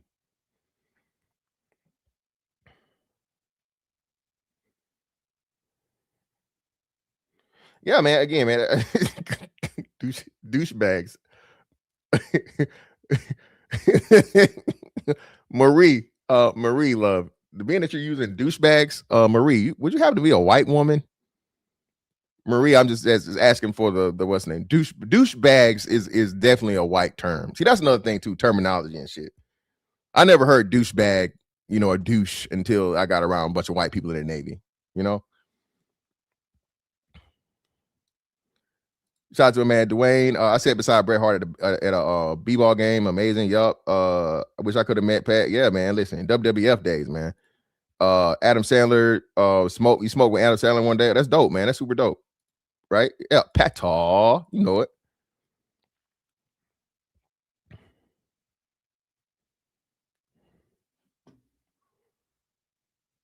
But let's see. What's the fucking thing? Destination Small House.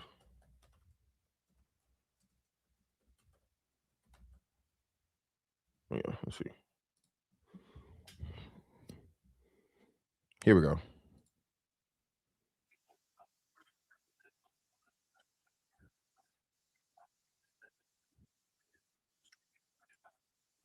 And this is even true. Listen, I gotta say this, bro. So let me say this, bro. If this even true, right?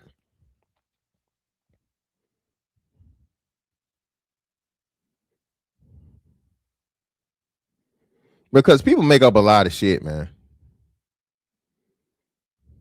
People make up a lot of shit. Niggas love making up some shit. And when certain niggas attached to it. So let me say, if this is indeed true, okay?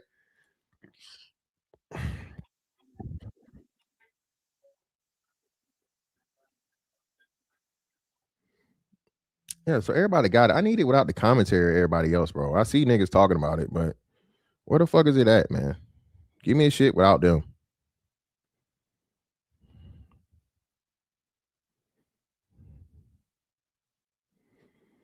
I need the shit without the nigga commentary, bro. Yeah, that's that one right there. Okay.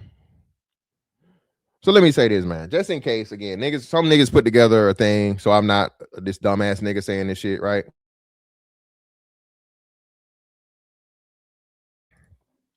Silent sir, brother, if you weren't around for so long, brother, I'm gonna have to block you. There's only one Pat of all Pats, brother. Okay? The best Pat of all is the project version, brother. But hey, everybody got a right to their motherfucking opinion. I'm gonna leave it alone. Leave it alone, silent sir.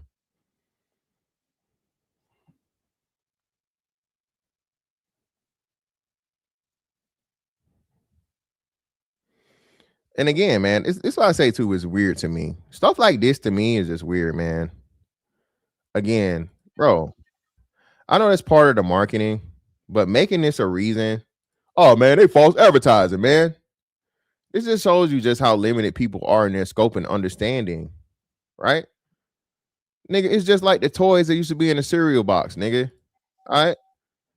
Let me tell y'all, man. Listen, and this is why they start cutting the rib, right? This is why they start cutting them. At least some of them. Because you get people like this, and you're trying to pretty much, kill the brand, man.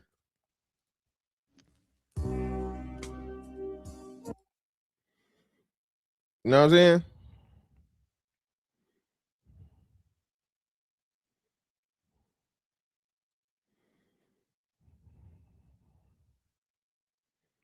I appreciate your Action Jackson. All right, cool. Let me see. Hold on. Where'd you send it?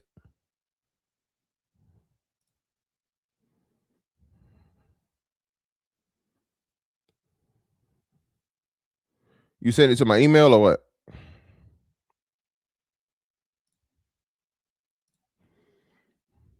Well, I don't even really want the Willie D interview. I think I want let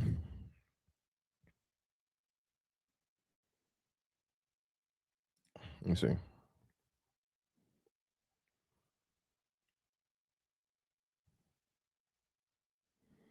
Nah. Yeah, where you sending it at? Twitter? You sending it on Twitter?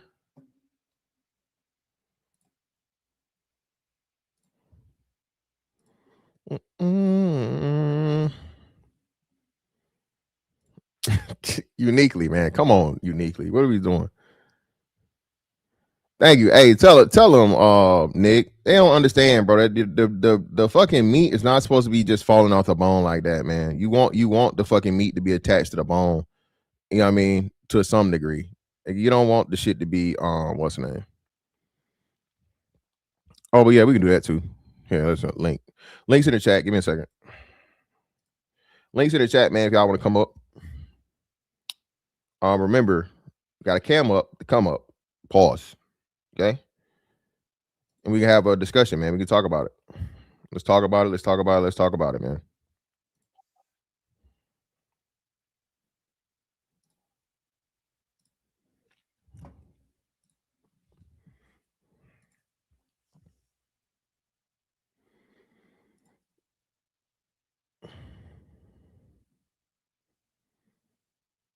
Yeah, there's nothing wrong with it, but I think what's happening though, when you do something like that, it's kind of nefarious though, Brownsville. It's kind of nefarious. But again, like Nick said, most people don't know shit about food, man. Most people don't know shit about cooking, especially barbecue. Barbecue is truly an art. Barbecue is an art, bro. Grilling itself is an art. Grilling is actually one of the most difficult forms of cooking, like of everything, to be honest, too. That's another thing.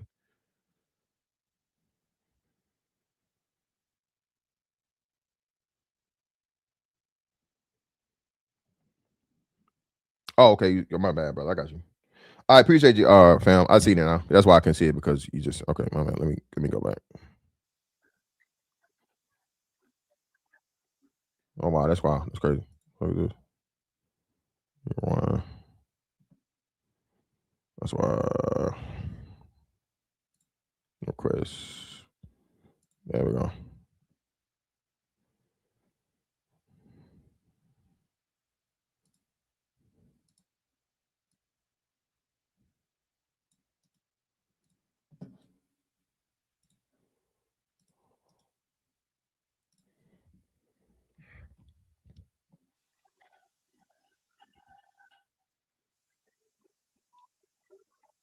There we go. Yeah. So this is it. This is it. Here we go. Appreciate y'all, man. Shout out to Nick Taylor. Nick, I'm gonna pull your super chat back out, brother, so we know what's going on. I was trying to see where they address the Keith Lee situation. Oh yeah, hold on, Nick. There you go. Here we go. Here we go. We got the shout out to my brother sent it to me in the chat, man. Appreciate you, brother. I don't want to give out your government. Where you at? Shout out to you, brother, for sending it to me in the chat, man. Let's see. You said 11:45. Let's start there. Let's start right there.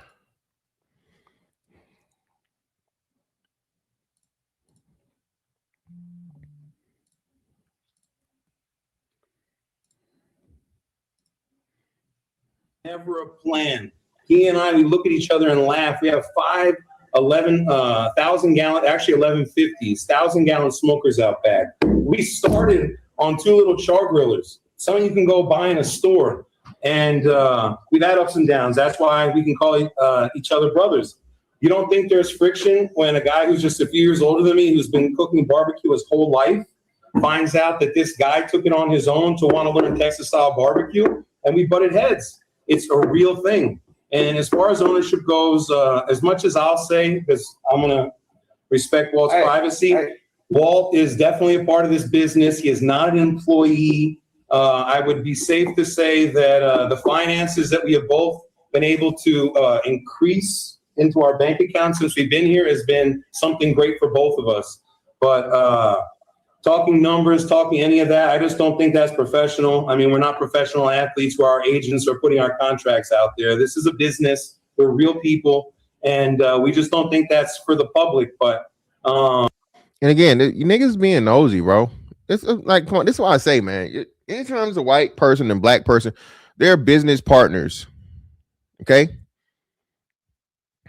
They're business partners.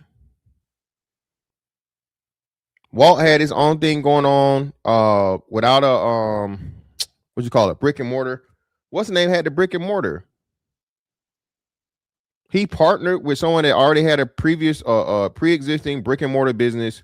They expanded and now they have a bigger business or whatever on site, because the other one used to be the coffee shop. Now you have the actual barbecue place. So what are we talking about? Why y'all got to get into their fucking numbers and their business and how much money is made and whatever, bro? What are we talking about? Niggas always, again, man, and Willie D's the worst. Again, Willie D's a fucking super simp, fake pro-black, whatever. Again, the weird Undertaker nigga played Willie D songs I never even know existed, bro. If you want to talk about misogynistic and hating black women, nigga, Jesus Christ. Ballhead Hoes is nothing compared to other Willie D songs, by the way.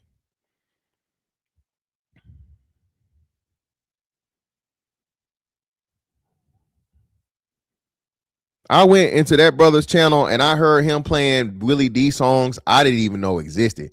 Bald-headed hoes is like being derogatory and being fucking disrespectful to black women, nigga, is like a 3 compared to some of his other shit. Okay.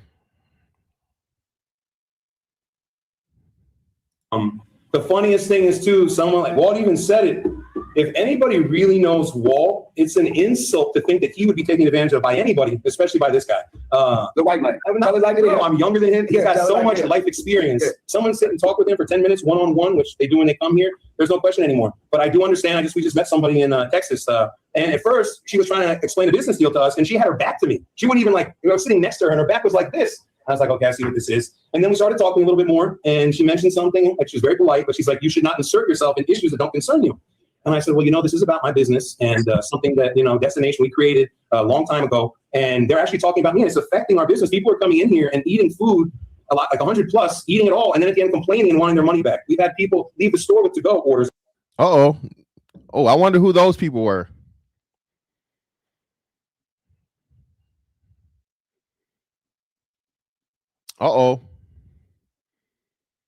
See, now I keep telling y'all, nigga fatigue. Y'all helping it.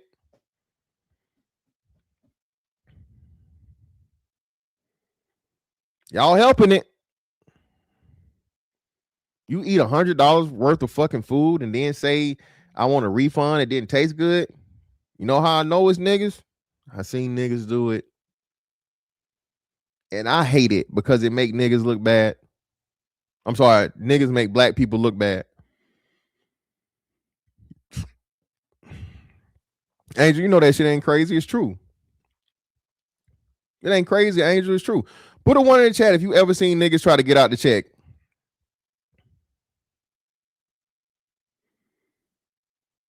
Chat participation. If you've ever seen a group of fucking black people go somewhere, eat good, clean the fucking plate, and then once the fucking waitress or the waiter get there, they like, no, I ain't like it. Or you need to take this off. Or I need to comp this. You need to comp that. It took you too long to get here, so no, I ain't paying all that.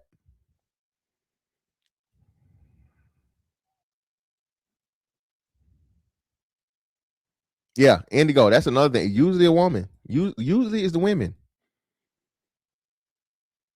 Waiters and waitresses said the worst people to wait on are black women. I think it was said like a few years ago. Even black women said this. Even black women waitresses. It was a black woman that went viral. I want to say 2021, 2022 time frame, to where she said, hell, I don't even want to wait on black women because they never gonna tip. They're gonna always complain. It's gonna cause a fucking what's the name. You're gonna have to take a whole bunch of shit or the whole fucking bill off, and I gotta pay for this shit. It'll come out of my money. A black woman said this about black women. This ain't me. This ain't, listen, and he was just saying her. You think a white woman was doing this to the white man? That's the owner. That's the owner of the business. Go tell a white man, turn her back to him and completely ignore him like he don't exist. Talk to Mr. Walter, right? And then say you shouldn't have input in something that doesn't concern you and you're in this man's business. Niggas love meddling in this shit, bro. And then you niggas only care once the shit is on. That's another thing too. Another fatal nigga flaw. Niggas do not care on the come up, bro. They only care once you up. When you out here trying to make it up on the grind and on the come up and doing all the shit you gotta do, niggas ain't supporting then, bro. That's why I always shout out the A1 day ones, dog. I always shout out the A1 day ones. What up, Zach? I'm gonna bring you in a second, bro. Yeah. You know, that's why I always shout out the A1 day ones, bro. Because the people that were here when you was first starting this shit and they stayed consistent and they always supported and they always, you know what I mean? Before you became whatever you was gonna become, right? That's the people that are really there for you, man. Everybody gonna show up once the fucking, once the sparks fly, once the success is there. You know what I mean? Those people are just there because everybody else is. But the people that were there during the fucking process, bro, those are the ones that matter the most, bro. You always got to look out for those people. After they ate in the restaurant, calling the next day saying, we didn't like anything, we want our money back. Or yelling when they find out that he's not the owner. This is a happy place. I don't know if you're able to see the way we're set up. You can't see it. See, I wanted you to be able to see the restaurant. This place is full of everything under the rainbow. This is everybody. Nick, what do you do when people eat the food, all the food up, or most of the food up, and then say, I want a refund? Because I'm gonna tell you, with me, I ain't getting shit back. I'm not giving them. I'm like, man, get on my store right now. I feel like you're taking food out of my pocket, you're taking food off my table, you take money out of my table. Walt has an answer. It's probably different than mine. Look here, man. If we was feeding to y'all, we went back to y'all, plugged that food, I went across the street. Now come on, let's be for real. Okay, look here. Next day, man, just give them the money back. All right, that's one time you can do that. It's kind of it's still pleasant stuff. These people continue doing that. They just think, hey, we ain't been no asshole. You think we just went outside, went down the street from the empty supermarket and got this here Kroger's or something? That costs money. It costs money. And it's affected lives. And these employees don't eat. See, we got a whole staff. That part. There were two of us. There's 40 of us. I'm just a team. There was just two of us when we got started. We had a couple people from the coffee shop that came back to assist, like one or two at a time. But he was again, man.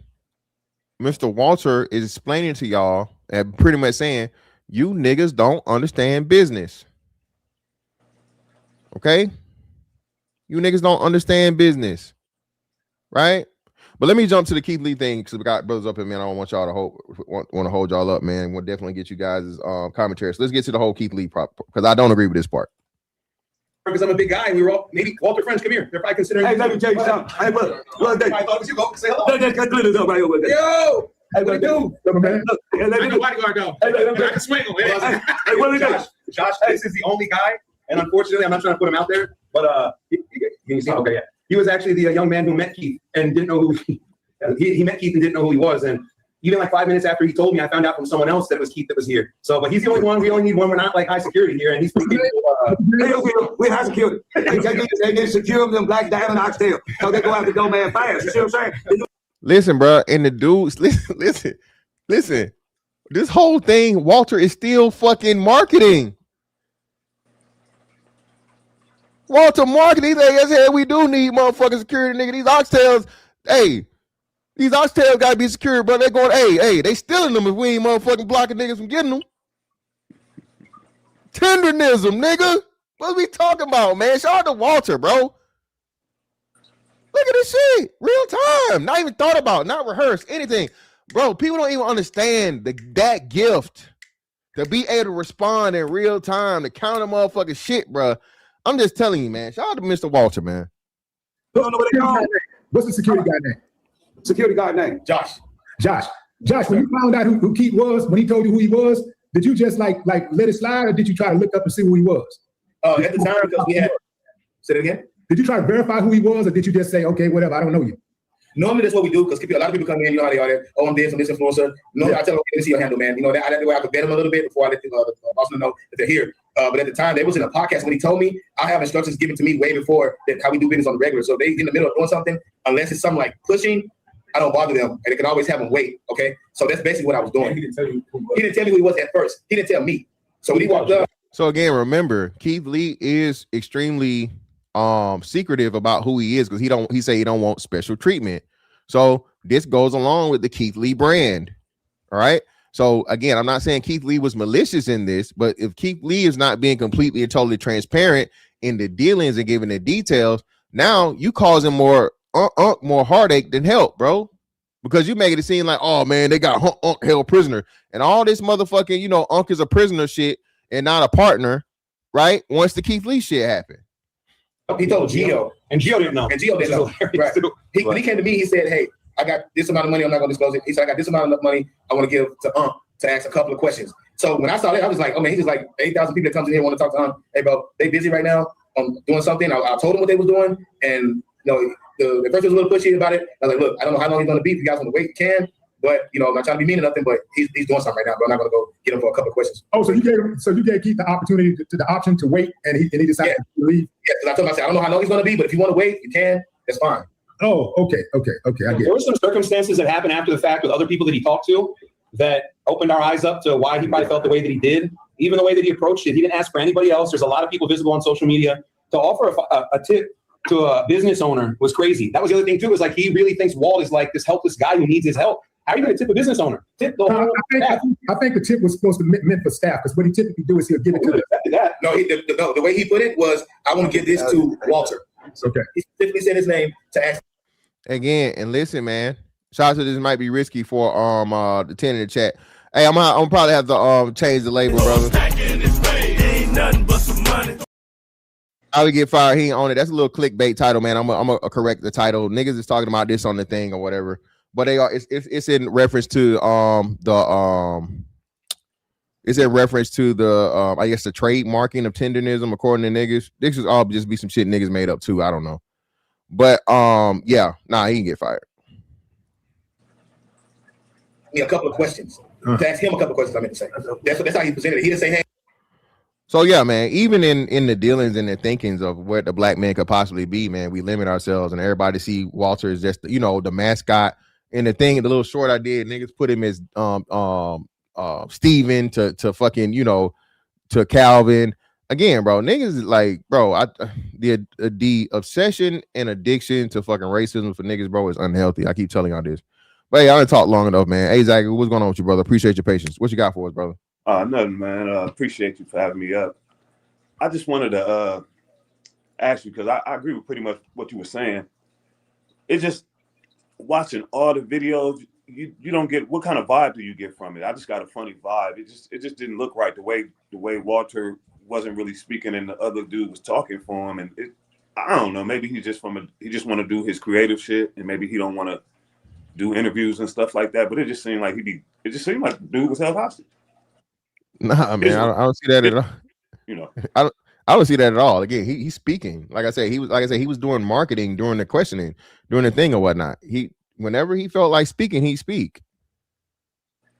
I just think, like you said, I think this is more of the white man getting the opportunity to be like, hey, man, he's had to defend himself because he's getting all these disparaging things said about him that could affect his business overall. So if you're a white business owner that's partnered with a black man, and now the narrative is being painted that you're holding your business partner as a hostage and using him as a mascot, you need to be the person speaking the most, because you have to not only defend your reputation, you have to dispel all the fucking the bullshit and protect the business. I would say if we was in that scenario, fantastic. Me and you had a business together, and I was the face, and you were the unseen face, and then all of a sudden somebody realized like you are a co-partner, you maybe the majority partner. I would come out myself and personally say, "Nah, I ain't no damn hostage. I'm this. This is how we get down. This. So I wouldn't expect you to do it for me and give me the cover. I would definitely say I ain't no damn hostage. I don't get down like that. I wouldn't be no hostage. I wouldn't let nobody use me like that. And this is what it is. But there's a lot of stuff, like you said, that we don't really know, because I was really perturbed by finding out, and I'm not even sure if it's true, but he don't own the tendernism. Yeah, that's what they're saying. They're saying that they're claiming that the white man trademarked tendernism, but Walter of course came up with the term and he said that. So again, this could just be some shit that niggas made up in a fucking what's the name, man, in hindsight. That's why I'm acknowledging this, because niggas love putting some shit in a caption and putting pictures together and whatever what have. So it could just be all made the fuck up. I don't know. I'll Google it and see is tendernism fucking trademarked or whatever. But Nick, what's going on with you, man? Nick, it's been a minute, man. What's up, man? What's happening? Hey, I can't complain. What's going on with you? Well, I mean, we can complain, but ain't nobody gonna listen. But yeah, right, you know it. Man, I'm not really all the way in this thing. I'm just getting bits and pieces from you and Pink Book lessons and whatnot. But there's a couple of ways. There's a couple of things I see it. Like you said, some of our folks, not all of our folks, but the majority, don't have nothing to say until they think somebody been done wrong, and it's somebody that they wouldn't have supported anyway. It's crazy to me. Look, everybody got the right to say something. And but bruh, why is this bigger? Why is this bigger than what it is? I mean, he was there because apparently he wanted to be there. We don't know what they talked about money wise behind the scene and whatnot to get him to go there. I remember my videos is still up of that giant 1,200 gallon barbecue smoker that I had on a trailer and whatnot, and we pulled around with the truck. But the truck, my towing and storage side took off so much, I just sold it to the guy that I was partnered with. You know what I'm saying? So people have and you're right, dude, it's easy to fail in restaurants because your profit margin is slim on food, very slim. But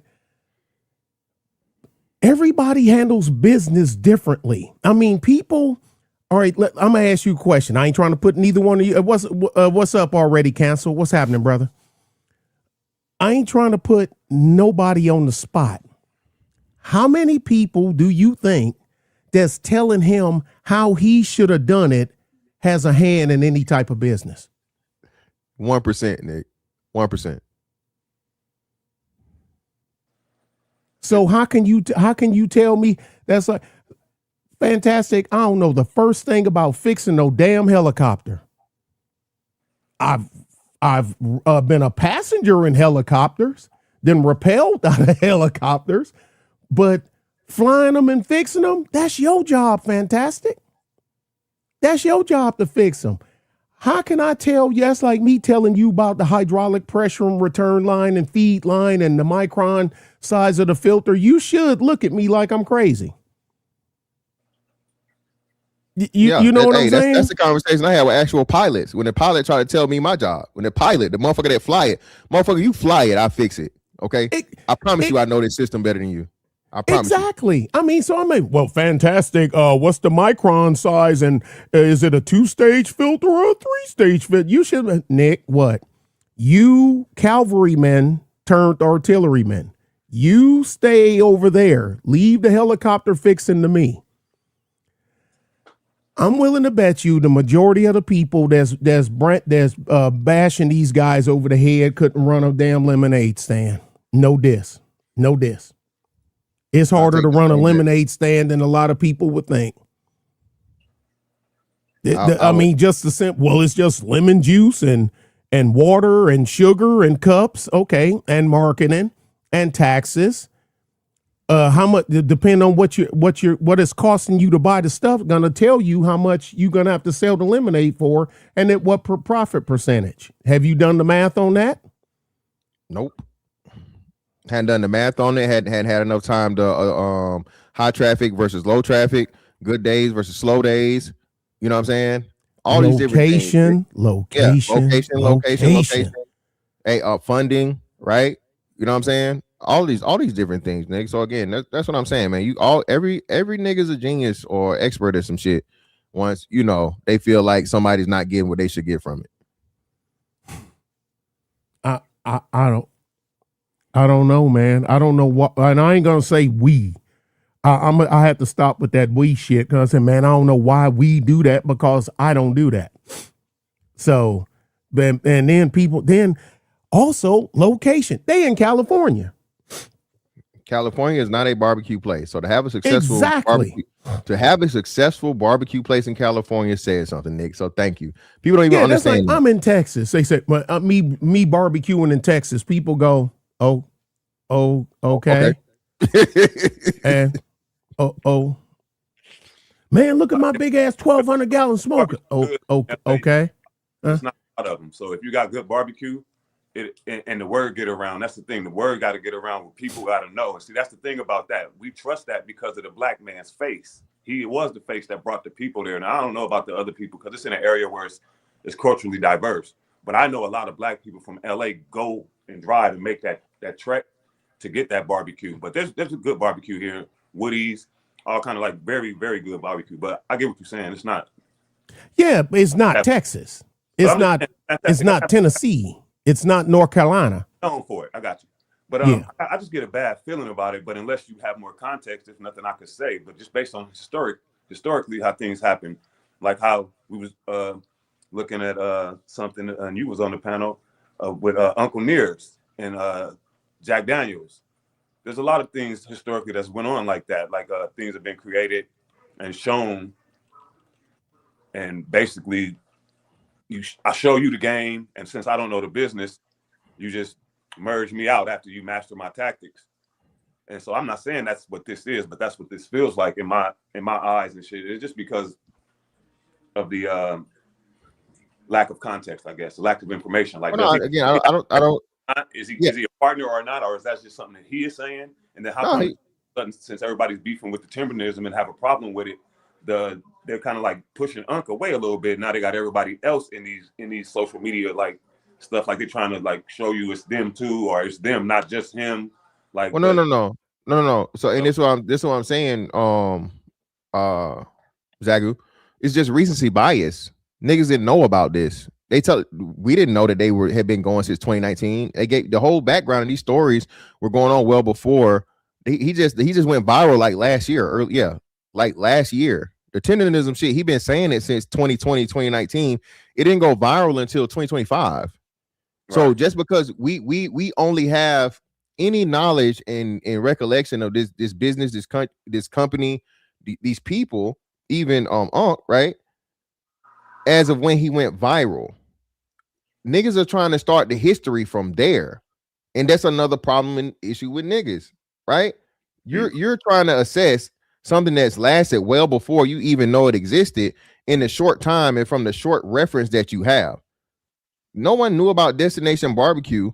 That was clearly, like I said, a successfully expanding business for all accounts, right? Or at least, reasonable, right? A business that went from a coffee shop to an actual brick and mortar rib shop, shout out barbecue shop, shout out to Nick. Most importantly, in fucking California, right? So where you got people coming around from all the world to fucking do it through great marketing. So again, this is why we can't always put this thing on it, man, to where it's like, help. Unc's not this hopeless person or whatever. He partnered with the white dude or the Armenian guy. Excuse me, he's not even white. Of course, again, he's a different kind of white. It's Armenian guy who took on a family business from his father that passed away and kept the family business going. And a black guy came in that had his own business and business sense and life experience. Go ahead. Go ahead. No, I was just saying, and he saved it. I was just adding that in there because the black dude came in and he saved his business, bro. He made him gumbo, showed him that you can cook out of here. We can do certain things. You don't need to have a kitchen. We can do it like this. Well, I wouldn't say he saved the business. He never said the business. He never said the business was at risk or whatever. He was going fine and doing fine with the coffee, because I mean, like he said, I'll have to look at it again. I got a different. I would have a lot of pushback too. I'm not trying to buy no motherfucking coffee and brisket, brother. Yeah. That was the sale. I don't think coffee and brisket go together.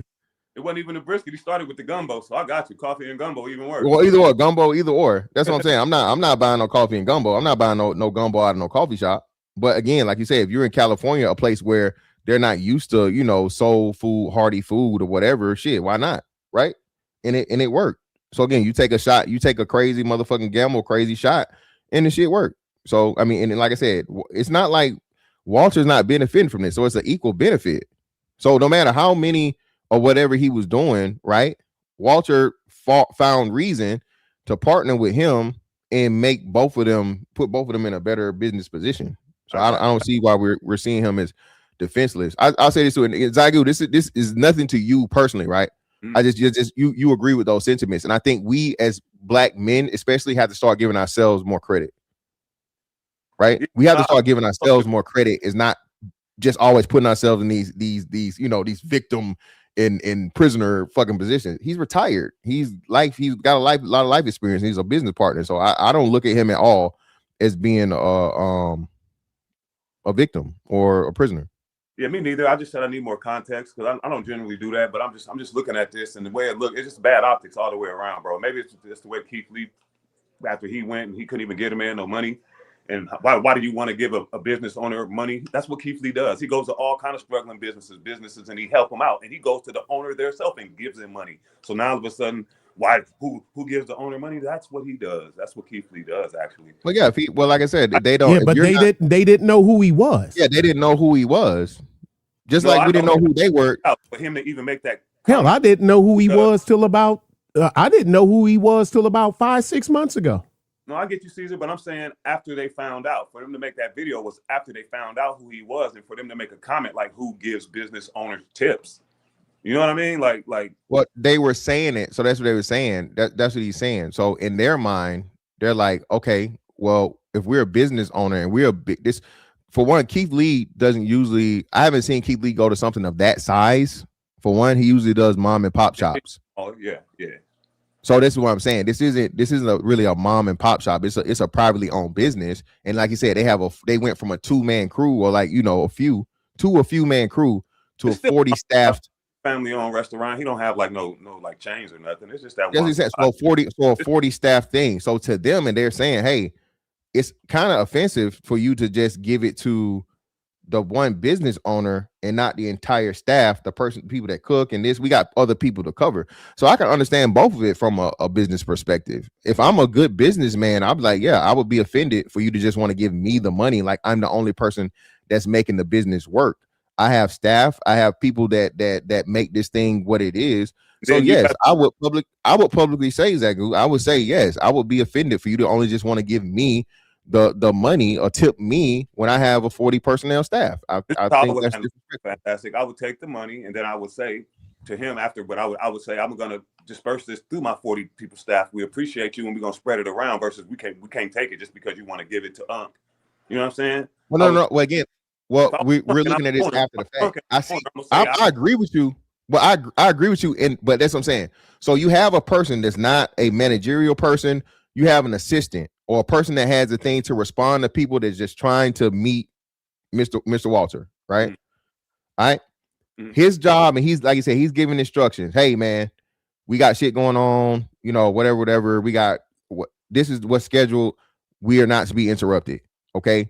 A random dude that he does not know walks up and say, hey, I got some money to give the Unc. Can you get this to Unc? So, la, la, la. It was like, well, nah, man, you know, that's above my pay grade. But you know what? You can wait. You said this. You can wait till they're done, and then you can give him, which means, hey, Keith Lee could have even left and came back. So this is why I'm saying Keith Lee's not innocent in this, bro. Keith Lee caused way more hurt than harm, because just like he didn't have to make a statement and say, oh, they didn't let him give me the money. This is why niggas care. Niggas didn't care before this, bro. Niggas only care once it's some, you know, the white man's involved and, oh my God, he's being held hostage and all this different shit and la la la. That's what I'm saying. Until then, no one had, it was all positive. Until it came up to where there could have been something negative, you know what I'm saying, and nefarious. Everybody's laughing and whatever, right? Everything's cool. I think it really was because nobody's seen the white man. Like, keep his face out of it. We thinking we supporting Unc, and we thinking Unc is blowing up. You know what I'm saying? So once they found out that he wasn't doing it by himself, it was kind of like, oh shit. And then it just, you know, that's childish though. But that's childish, Zagu. Zagu. That's childish and extremely ignorant. That's childish and ignorant. I'm motivated by seeing black people do good. So when I saw the old man doing his thing and he had his little trending slang, tenderism, and he, you know, flavor and shit, I was happy. I felt good about it. I got you. But at the same time, you have to understand that's a part of marketing and business.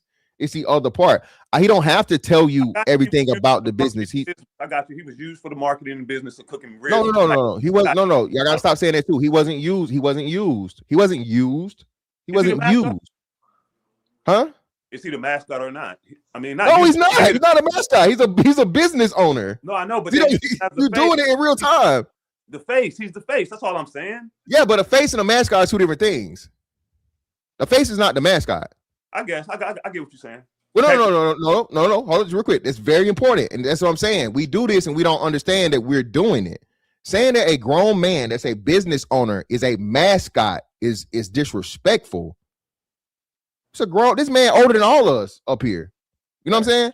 So calling that man that's accomplished and was a part of something, a partner in, you know, expanding a business and making a brand, that's completely and totally disrespectful. He's not a mascot. He's a multitasking owner. He's a owner, right? A partner. Just let me finish, Zach. You know I'm gonna give it right back to you.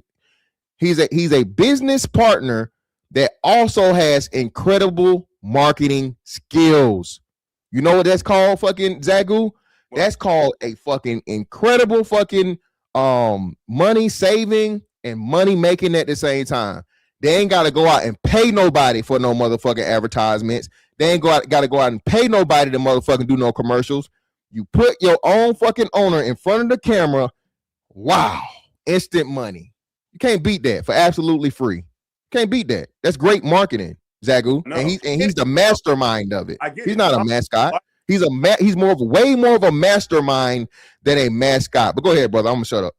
No, you good. I take the correction and shit. I just used the wrong word. That's why I agreed to that sentiment early out. As soon as you said it, I was like, you know what? Yeah, face. He's the face, which is a more respect and which is I feel more correct way to put it. He's actually the face of that place. And so by them diminishing that, once he got famous, I don't know. It just seemed like the white dude was kind of like jealous of his success. And people getting it wrong, and he kind of wanted to set the story straight when he didn't need to, because that's what kind of affected the business. If he would have just stayed his ass out the way, I think, you know, I don't know. But that's what I'm saying. This is what I'm saying. Why does he have to stay out of the way, especially if he's being disparaged? And he did stay out of the way until he was accused of doing something extremely egregious and something that could be harmful to the business.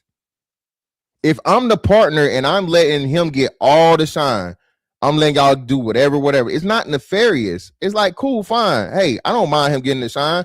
I showed the video. This man telling, hey, he taught me things as a man. He taught me how to cook. He did nothing but give him nothing but all the accolades. He gave him the credit for creating a tendonism thing, right? All of that, right? So he had nothing but positive things to say about this man, and he's his biggest supporter and partner. Yeah, I'm gonna shut up. I don't want to be all in the video. I don't want to, I don't want none of the credit. But now once you say that I'm fucking Steven from Django and I'm holding him hostage and he my little old nigga or whatever, yeah, I gotta step out now to dispel the rumor, because you not just hurting, you could hurt our business. I can't let him speak for me, because if I let him speak for me, well, he ain't say it. Now again, Zagu, they put him and Steven from Django. Niggas clowning him and feeling bad for him at the same time. Yeah, I about to say I ain't clowning him. I ain't with that shit. But yeah, I got you. That's some nigga shit. That's how niggas do it. I got you. Niggas. Yeah, I got you.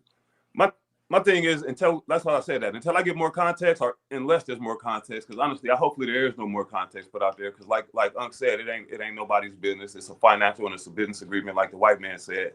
But unless that context was known, like who actually owns that patent, like and then like is he really getting paid or not, like type shit, then it's a mute conversation. Yeah, how is he not getting paid? He's a part owner. He said it. Well, I'm trying to address the chat. It could be going 90-10. Who knows? I don't, that's why I said it's not enough context with that information to really. Yeah, but even if that's the case, right? Even if that's the case, that's what he agreed to. So again, if he agreed to that at this stage, and I highly doubt it. But I will tell you this: it would make sense, though. It would clearly make sense for the guy that's putting up the majority of the profits or the majority of the fucking what's name, right? To have more of the lion's share of the profits, right? So I highly doubt that it's 90-10. But what in your mind, what would be unfair, not fair? So what percentage and what split would it become unfair and it's being malicious, or he's taking advantage to you in your head, in your opinion? It depends, and I'm gonna give you the number because I know that's what you asked for. If the ability to buy them extra grills was bought with the growth, especially from the growth from the gumbo and the actual stuff that Unc introduced to help them get the growth. So that's what I'm saying. It's a lot of context, bro. So if they grew to this and then now they have all of these trailers, chrome grills, and all of this other stuff, but if that's off the back of Walt, then I think that percentage should be a little higher. If the idea was just sprinkled by Walt, as soon as he sprinkled the idea, he went and got all of that shit off of his own money, took a loan and did that, and then he financed that, then the percentage should be lower. And then maybe even not a percentage. You can even say, I'm paying you for, your position or whatever.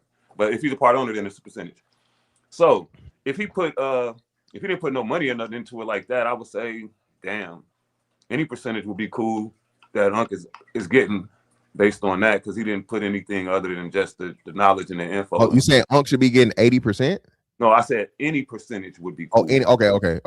Trying to say anything that he's given, he should be willing to accept if he didn't put anything in it other than, hey man, we should just start cooking. You know what I'm saying? Now, if he said we should just start cooking out here, we should do this recipe. This is my family's recipe. This is how you make the meat. This is what you do this and this is it. Then I think he should get at least 30. Okay, so I'm saying I'm okay, cool. So me and you on the same thing. I think anything lower than 30 would be disrespectful, but I'm pretty sure it's like a 60-40 split, more likely than not. If I was guessing, man. At the end of the day, though, the only reason go ahead. No, I said 60-40 split. I shut the fuck up. It's on you. Yeah. So this is what I'm saying too, right? There are plenty of people where there's two black business owners and nobody cares. This is why I say niggas have an unhealthy relations with race or whatever, right? Automatically see shit as racism. But G Diesel, Unc was barbecue, bro. Who said that? Where are y'all coming in at, man? I don't know how long y'all been watching this, because I covered all of this. I never said he was just making sides. I never said that. I showed the whole thing before the Willie D shit that gives like the whole history of what's going on with both of them talking. It started out to where the white boy wasn't even talking to after Unc. So Unc was talking first and gave the whole rundown, and their stories like coincided. So I don't understand what y'all saying. No one is making these claims that y'all are making. That's actually what made me hit the link when I heard Unc talking all the shit that he actually. Hey man, y'all mad at me? Y'all mad at me for good marketing, nigga? This is about, okay? I gotta get y'all niggas in here, man. Niggas do crazy thumbnails. This ain't crazy, okay? That's crazy. Hey, how do I share a picture with you? Fantastic. Let me just email it to you. All right, cool. Can I live? I know, Reaper, I know, brother. I'm joking back, brother. I'm joking back. Well, your boy, your fam Hemp came in here, man. Hemp said, "Time out, Mr. Fantastic for clickbait, man." God, ain't nothing but some money. I'm doing thumbnails now. I can't. Now my thumbnails got to be realistic and shit. Fuck y'all. But nah, man, that's what I'm saying, bro. I just think, and Zagu, brother, I greatly appreciate your perspective. Listen, man, this is what it's all about. We disagreement brings better light and brings better context and understanding and everything all around. So this is why I love when, actually we don't have the same, point of view or whatever. Yeah. But, you know what I'm saying? It gets to be challenged and we both get to see something different. I'm with you, right? Hey, if you got all this growth off of the momentum and emotion from Unc, by all means, man, that Unc should definitely be as close to fucking 50-50 as possible. You feel me? I'm with you by all accounts. But what I'm saying is, right, the other side is that we only care because now we found out the white man involved. When everybody thought it was just Unc, right? Everybody thought it was Unc. Oh, we good, it's happy, it's this, it's that, it's not. And now, quote unquote, Keith Lee say, oh man, they didn't let Unc being held hostage and he had a bodyguard, and none of those things were true. None of those shits were true. So I wonder if they felt the same way when all those black people lost all their money in Oklahoma from that dude. The Tulsa fund, the real estate fund. Yeah. Where was chat rooms full of Negroes? Nah. Oh no, they didn't know. Nick Taylor. As a matter of fact, it was more them defending them. Oh, he didn't scam us. What are you talking about? Dr. Umar still got a strong following, don't he, Nick? Oh man, you hit the nail. Yeah. Dr. Umar got 1 million followers on motherfucking IG and shit. Niggas paying Dr. Umar to show up and talk in front of niggas. Negroes love to be victimized. It's like the harder you whack them, the more they love it. Thank you, sir. May I have another? Thank you, sir. May I have? But then when you don't, hey man, you ain't got to go through this, man. You ain't got to get whipped like this. You ain't got to shut up. You a coon. Okay. All right. I'm just going to stand back and watch the show. But I sent you a picture. That's my rig. On what? Where you sent it? To your email. Okay, bet. Uniquely. That's what I was saying. Uniquely, again, Keith Lee is Bob, but Keith Lee definitely got some. Hey man, he got some mannerisms, man. That's all that was kind of. Like I said, I didn't know who this guy was until, like I said, in the middle of last year, because that's not the lane of social media I'm in. I don't have IG. I don't have Twitter.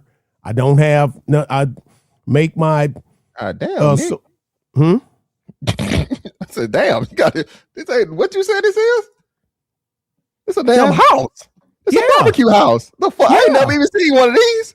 What? What you mean? What? Well, I can't leave it stationary. I'm in the sticks. I got to be able to move around. The whole house. This is a dream fucking bug out shelter. Shit. Hey, now, in all fairness, we had just painted it. That's why it still looks shiny. This picture is about 4 years old. So so that's why it just looks so shiny, because we just finished painting it. Pull up. Hey man, this is engineering though, man. Like I said, this is real shit. You know what you looking at, bro? You looking at $37,000, and that's with us doing the work, doing a lot of the work. Well, it's definitely worth it. Shit. Now, I already had the truck. So, it's Texas. We got trucks. But yeah. So what? That's welding, because there's like a pre-existing. And that's what I do. That's what I done. I didn't do the engineering. I didn't design it. I just done the welding. Okay, so hold on again. Hold Yeah. on, Nick. Say it again. Hold on. I got to take your picture down, brother. I got to take this beautiful picture down. Nick, say it again, brother. Let me hold on. Wait. Let me get you. I'll get you up here. There we go. Say it again, brother Nick. To the people. I done the welding. I didn't do the engineering. I just had the concept, but I don't have the design skills. But I'm a welder, so I done the welding. And brother Nick, could you tell us how much? Oh, is you out, Zagu? No. You saluting. Okay, yeah. So could you tell us, brother Nick, how much does it cost to weld anything, brother Nick? If I had to charge somebody to do that job, I probably would charge them about $4,000. $4,000. So that's $4,000 towards brisket and ribs and whatever else, some supplies saved through skill. Now we talking about barbecue. Now I'm in the population of this county is about 16,000. Even though y'all know I'm born and raised in Detroit, but I left there after high school, and they can keep that. They can keep it. But we're talking about 16,000 people in the county. I'm in the biggest city in my county here in Texas, which is a little over 8,000 people. There's 4 barbecue joints here in this town of 8,000. It's Texas. But people that don't, they, oh man, I can go to such and such. Okay, you can go to such and such. I can ride a bike anywhere in the state of Texas you go. There's going to be some barbecue that make you question why you own a grill. Okay? That's just how we get down. Same thing with Memphis. I've been there. I ate their barbecue.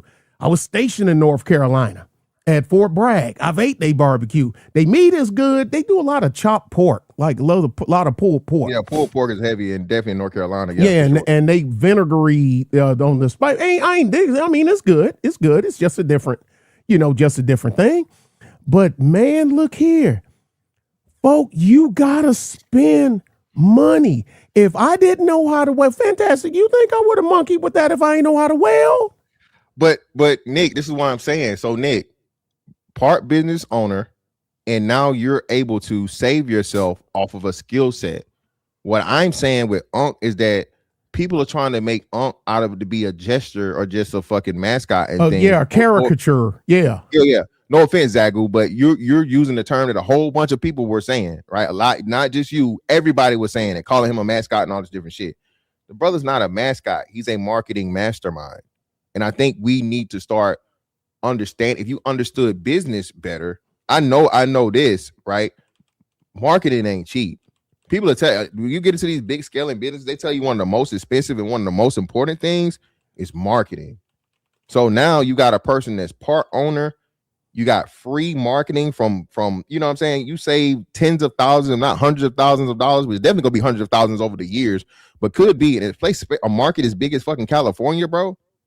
And you're selling barbecue, bro. You can't beat that. So I think we have to start understanding the business aspect of it and not always looking at it as like, because if that, hey, what's a good thing, Zagu, no matter what the partnership is, bro, I would say this: for the Destination Smokehouse thing or any of those advertisements and the money and the revenue made for that, I would say that Unc will have a fair argument in saying he should get the revenue for the whatever social media things, right? Whatever the social media earnings are, whatever, that goes straight to Unc, because now, hey, he gets to take his cut, and if he decides to put some of it back into the business from his partnership, by all means, you feel me? But that stuff like that, and then if we're having those conversations about, hey, well, but go ahead, my bad, go ahead, Zachary. No, I was just adding in with you. That's because that's performing. It's like it's an extra job. He's performing to do that. But no, I was gonna say I'm always able to have these conversations pretty much without getting too attached one way or the other, because when I have these talks, I generally want to see if there's something that I can learn or add to my perspective or point of view. I'm not really a debater in that sense where like I got to get one over on somebody. So if you say something that I can agree with, I'm willing to add that, you know what I'm saying, and catalog that and then use it. You know what I mean? So I agree with you saying. He's definitely not a mascot. That was just a wrong choice of words, but it's the most familiar word with what we get as far as the face and the marketer. Oh yeah. And especially without knowing that he's an actual part owner. So that's why the mascot thing kind of was easier to say. If he's just, I didn't know how much he was getting paid, if he was a part owner or anything. So that was kind of like left vague. But with all that information, definitely it's different. But yeah, I'm about to get up out of here. Fantastic. I appreciate you for having me up. Hey, always, bro. Caesar, that was a great truck, man. Man, sorry that you sold that, man. That you had to sell that, man. That was an excellent truck. It looked good, man.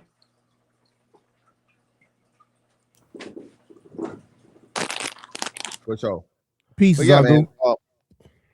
Peace to you, brother. All right, brother. Yeah, he might not have heard me. I was saying that was an excellent truck, man. That was good work, though. But you have a good one. I'm sorry? I think he got a delay. I think you can't hear him. You say the truck was nice, bro. He said his truck was super thank nice. you. I appreciate it. Appreciate it. Yeah, a lot of work. A lot of work. Fantastic. I'm back up and rolling, so I'm gonna tap in with you about an interview and see if I can get an interview with you pretty soon within the next month. All right, for sure. All right. Yup. So yeah, man. At the end of the day, this damn Keith Lee shit caused way more hurt than harm. I mean, hurt than help, because Keith Lee put a narrative out here, right? And again, I'm not saying he did it maliciously or intentionally, but it just goes to show you, man, niggas don't care until, you find out the white man's involved and now it's racism and mascots and being taken advantage of and all this other shit and all that. When clearly, man, if you understood business, yeah, man, it's crazy. But so hold on. So why y'all saying he's not an owner of the business, bro? They said they're partners. They say they're partners. Both of them said that they're partners. So now which is it? I don't fucking know, man. Dario, where they you didn't at? say what Dario, percentage, but they said it. That's and what I'm saying. Both sitting there. Both of them saying it, so I don't even know. Dario, what's up with you, brother? Appreciate you, man. Glad to see you doing good, man. Fan, dig this. Quick rundown. The trailer that we built it on, that was an impound that nobody never came to pick up, just the trailer part, and I kept it. I kept it. Oh, word. In state of Texas, you got 45 days to pick up a police impounded vehicle. They didn't pick it up. So I was building another grill to go at the house anyway, because my old grill gave up the ghost. So, and it wasn't even worth me trying to fix it. So I was just gonna build another one. I got the two big tanks and put them together. Then got the trailer, made a deal with a dude that said that he could build the little shed part on there for me. He had 4 trucks that he needed pulled from his property and hauled to salvage. I done that in trade. I had to do it myself, because if I send one of my drivers, then I gotta pay him. You know what I mean? So yeah. I done it myself. Then I supplied the lumber. He built the shed. I was making the grill anyway. You know what I'm saying? But it was for the house. Yeah. I put it on the trailer. Body shop that we do towing for, because that's my primary business. Body shop that we do towing for. I asked, hey, how much would y'all charge me to paint this? Said, you know what? I cut it in half if you do a barbecue here at our place a couple of weekends out of the year. So yeah. Not only saving on marketing. Yeah. Okay. Now you're doing fucking you have a solid location to come to. Yeah. Right. Yeah. And so we take it to go to their body shop, and they call out, they snap on Tool Man, their paint supplier from Seekins and Gladwin Paint, and customers, networking, more customers, customer base. Yeah. And Nick Taylor, man. And Nick Taylor, you again let the people know, Black business owner, correct? Yeah. Okay. And don't nobody know who Carvin Hawthorne is, because every time I do the videos, he ain't on them. He don't want to be on no video. But it ain't like he don't exist, because he do. Now, he only on that side, not the towing part. That's me 100%. I own the whole thing. I own all the trucks, the yard, the land, the impound. I own all that. But on that part, because I can't do it all. You need a team. Look, man, Kobe is great, but Kobe needs somebody to pass him the ball and somebody to pass the ball to. As much as they say motherfucking playing 1-on-5, you can't do it. Yeah, other 5 other motherfuckers out there, man. Look here, man. 5 Pee Wee Hermans would whoop me. I couldn't whoop 5 Pee Wee Hermans. I can whoop 2. But dude, how you got 2 fists? How you gonna hit 5 people? Hey, man. Exactly. You know what I'm saying? But if I had, like I said, if I would have had to pay for all of that, because man, when they ain't come get the trailer, man, I shit you not. I was, man, I got some good weather. Let me go ahead and make the smoke box right now. I'm cutting out the plate steel to make the smoke box. I laid the plate steel on the trailer. Just sitting there in the impound yard. And I'm working, then I just, you know how they do in the cartoons or the movies. Wait a minute. You know what I'm saying? I had one of them. Ding. Let's put it on the trailer. You know what I'm saying? And I'm like, Carvin, let's put it on the trailer. And he, man, this, that, now I'm like, no, and that's what we did. So instead of, we put it on that trailer, and the rest is history. The rest is freaking history. But man, I can't do it by myself. Yeah, I done the welding. Yeah, I had the design idea. I can't build that little building thing, that little storage thing on there. I don't know how to do that. I know how to buy the wood and the nails and the screws. I don't know how to paint, but I know people to paint. Man, even people, I say, man, I built this business by myself. No, you didn't. Most people didn't. But yeah, on the Unc thing, man, what they say is what they say. I'm quite sure they've had conversations because, like they said, they split up before. This ain't the, they said it. They split up before. For whatever, and he said, I ain't gonna air it all out here, but we split up before. Who the hell are we to say, well, y'all need to tell us what the hell y'all split up for? Many times the niggas have seen rap groups and R&B groups break up and whatever, most partnerships. I say this all the time. Most relationships fail, man. Again, people don't even understand that shit, Nick. I mean, it's money and feelings. Yeah. Money and feelings. Exactly. So I don't know, man. Hey, I wish him well. I wish though I ain't gonna call him Unc, I'm gonna call him Pops. I wish Pops well. And wherever he going, because I saw the video with them taking him to the airport, you know what I'm saying? And whatnot. Oh, you ain't gonna tell me you love me? And then, oh, look, he forced him to tell him he loved him on camera. I know you. Like, what is wrong with you people? And now where he going and what he doing ain't none of my motherfucking business. Same here, Nick. Exactly. Hey, now, before I leave, fan, come on now. Come on, man. Anton and Corey.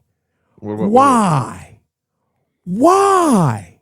Hey, man, he told you it's content, man. Content strategy, man. Content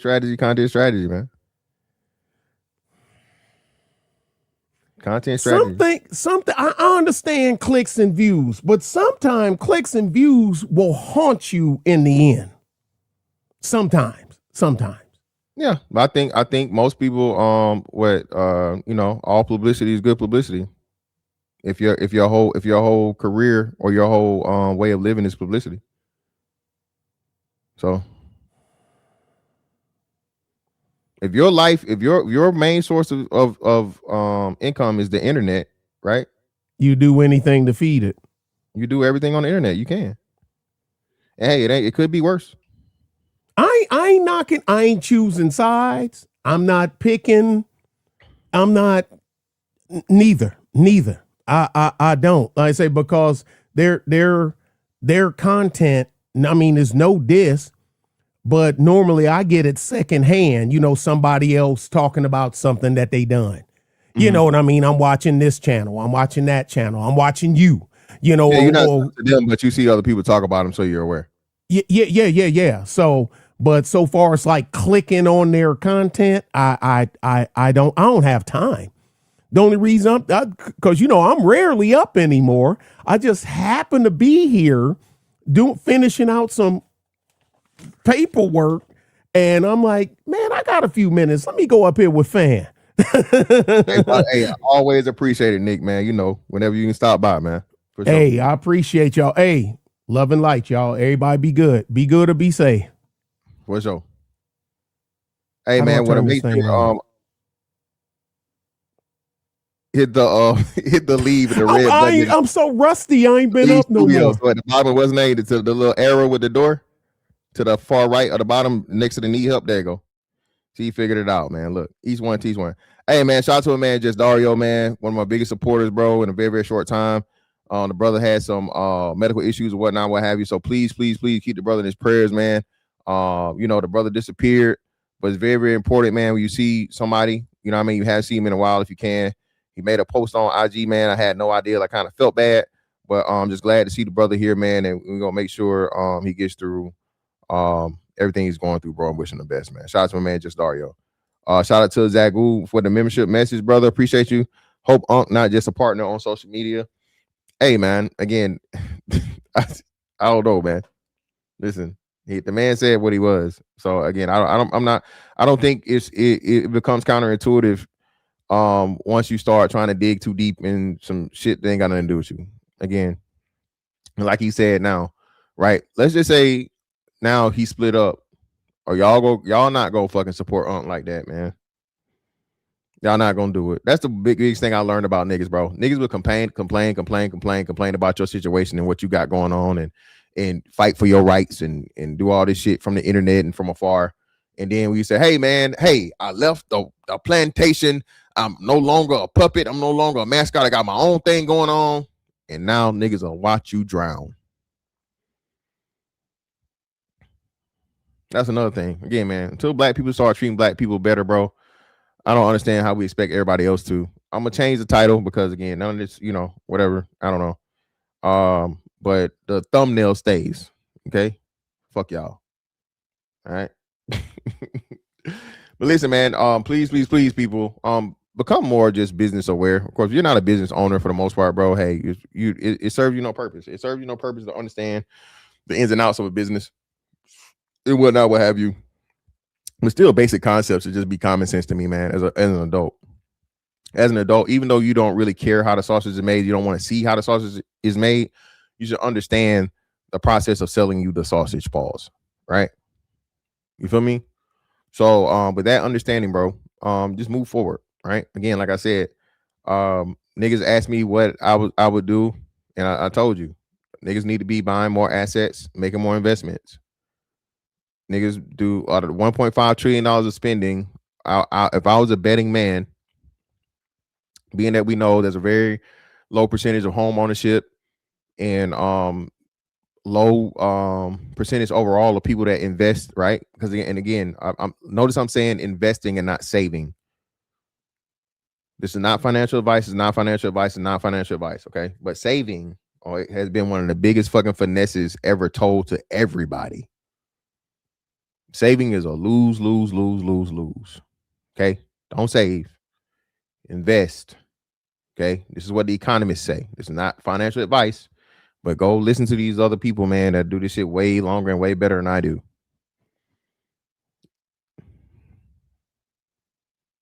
You and Silent Sir Creed, y'all in rare form today, man. God damn, it be the people, man. Jesus Christ, man. It be your own people.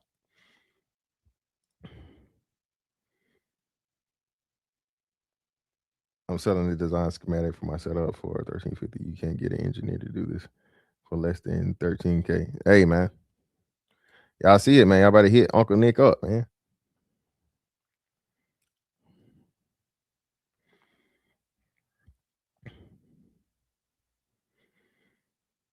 But yeah, man.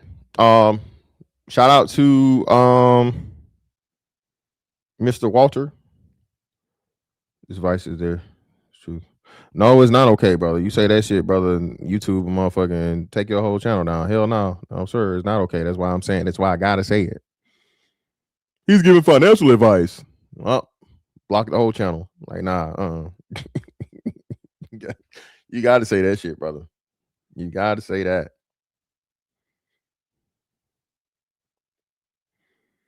Listen, man. Listen, bro. King Rooster, I ain't gonna get into it, man. I'm gonna leave it alone. Wait, what?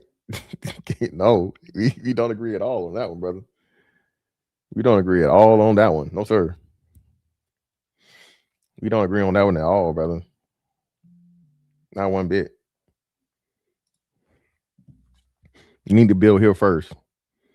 Before we talk about building anywhere else, we need to build home first, here first.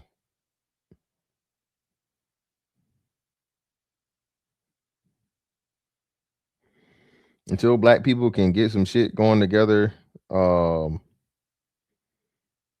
in the country, bro. Because Africa is not home. Africa is not home, brother. And what part of Africa? See, y'all always take it too far, man. Y'all always take it too far. Chill out, man. Listen, man, I'm not about to get in this conversation. Y'all not about to motherfucking bring the spirit of Tariq Nasheed up in here. But anyway, man, hey, listen. Miss Fantastic 824 on all social media platforms, man. If you got anything you want me to review, talk about, whatnot, what have you, interviews, all those different things, hit me up on any of my social media platforms or hit me on my email, missfantastic824@gmail.com. Like, share, subscribe, hype, all those things, man. Tell somebody about me, bro. I greatly appreciate you. What does your shirt say? It says, BABG, big ass black guy. You wouldn't like me when I'm angry. And it's a Hulk fist coming out. Hence the purple and green. You feel me, Cree? You know what I'm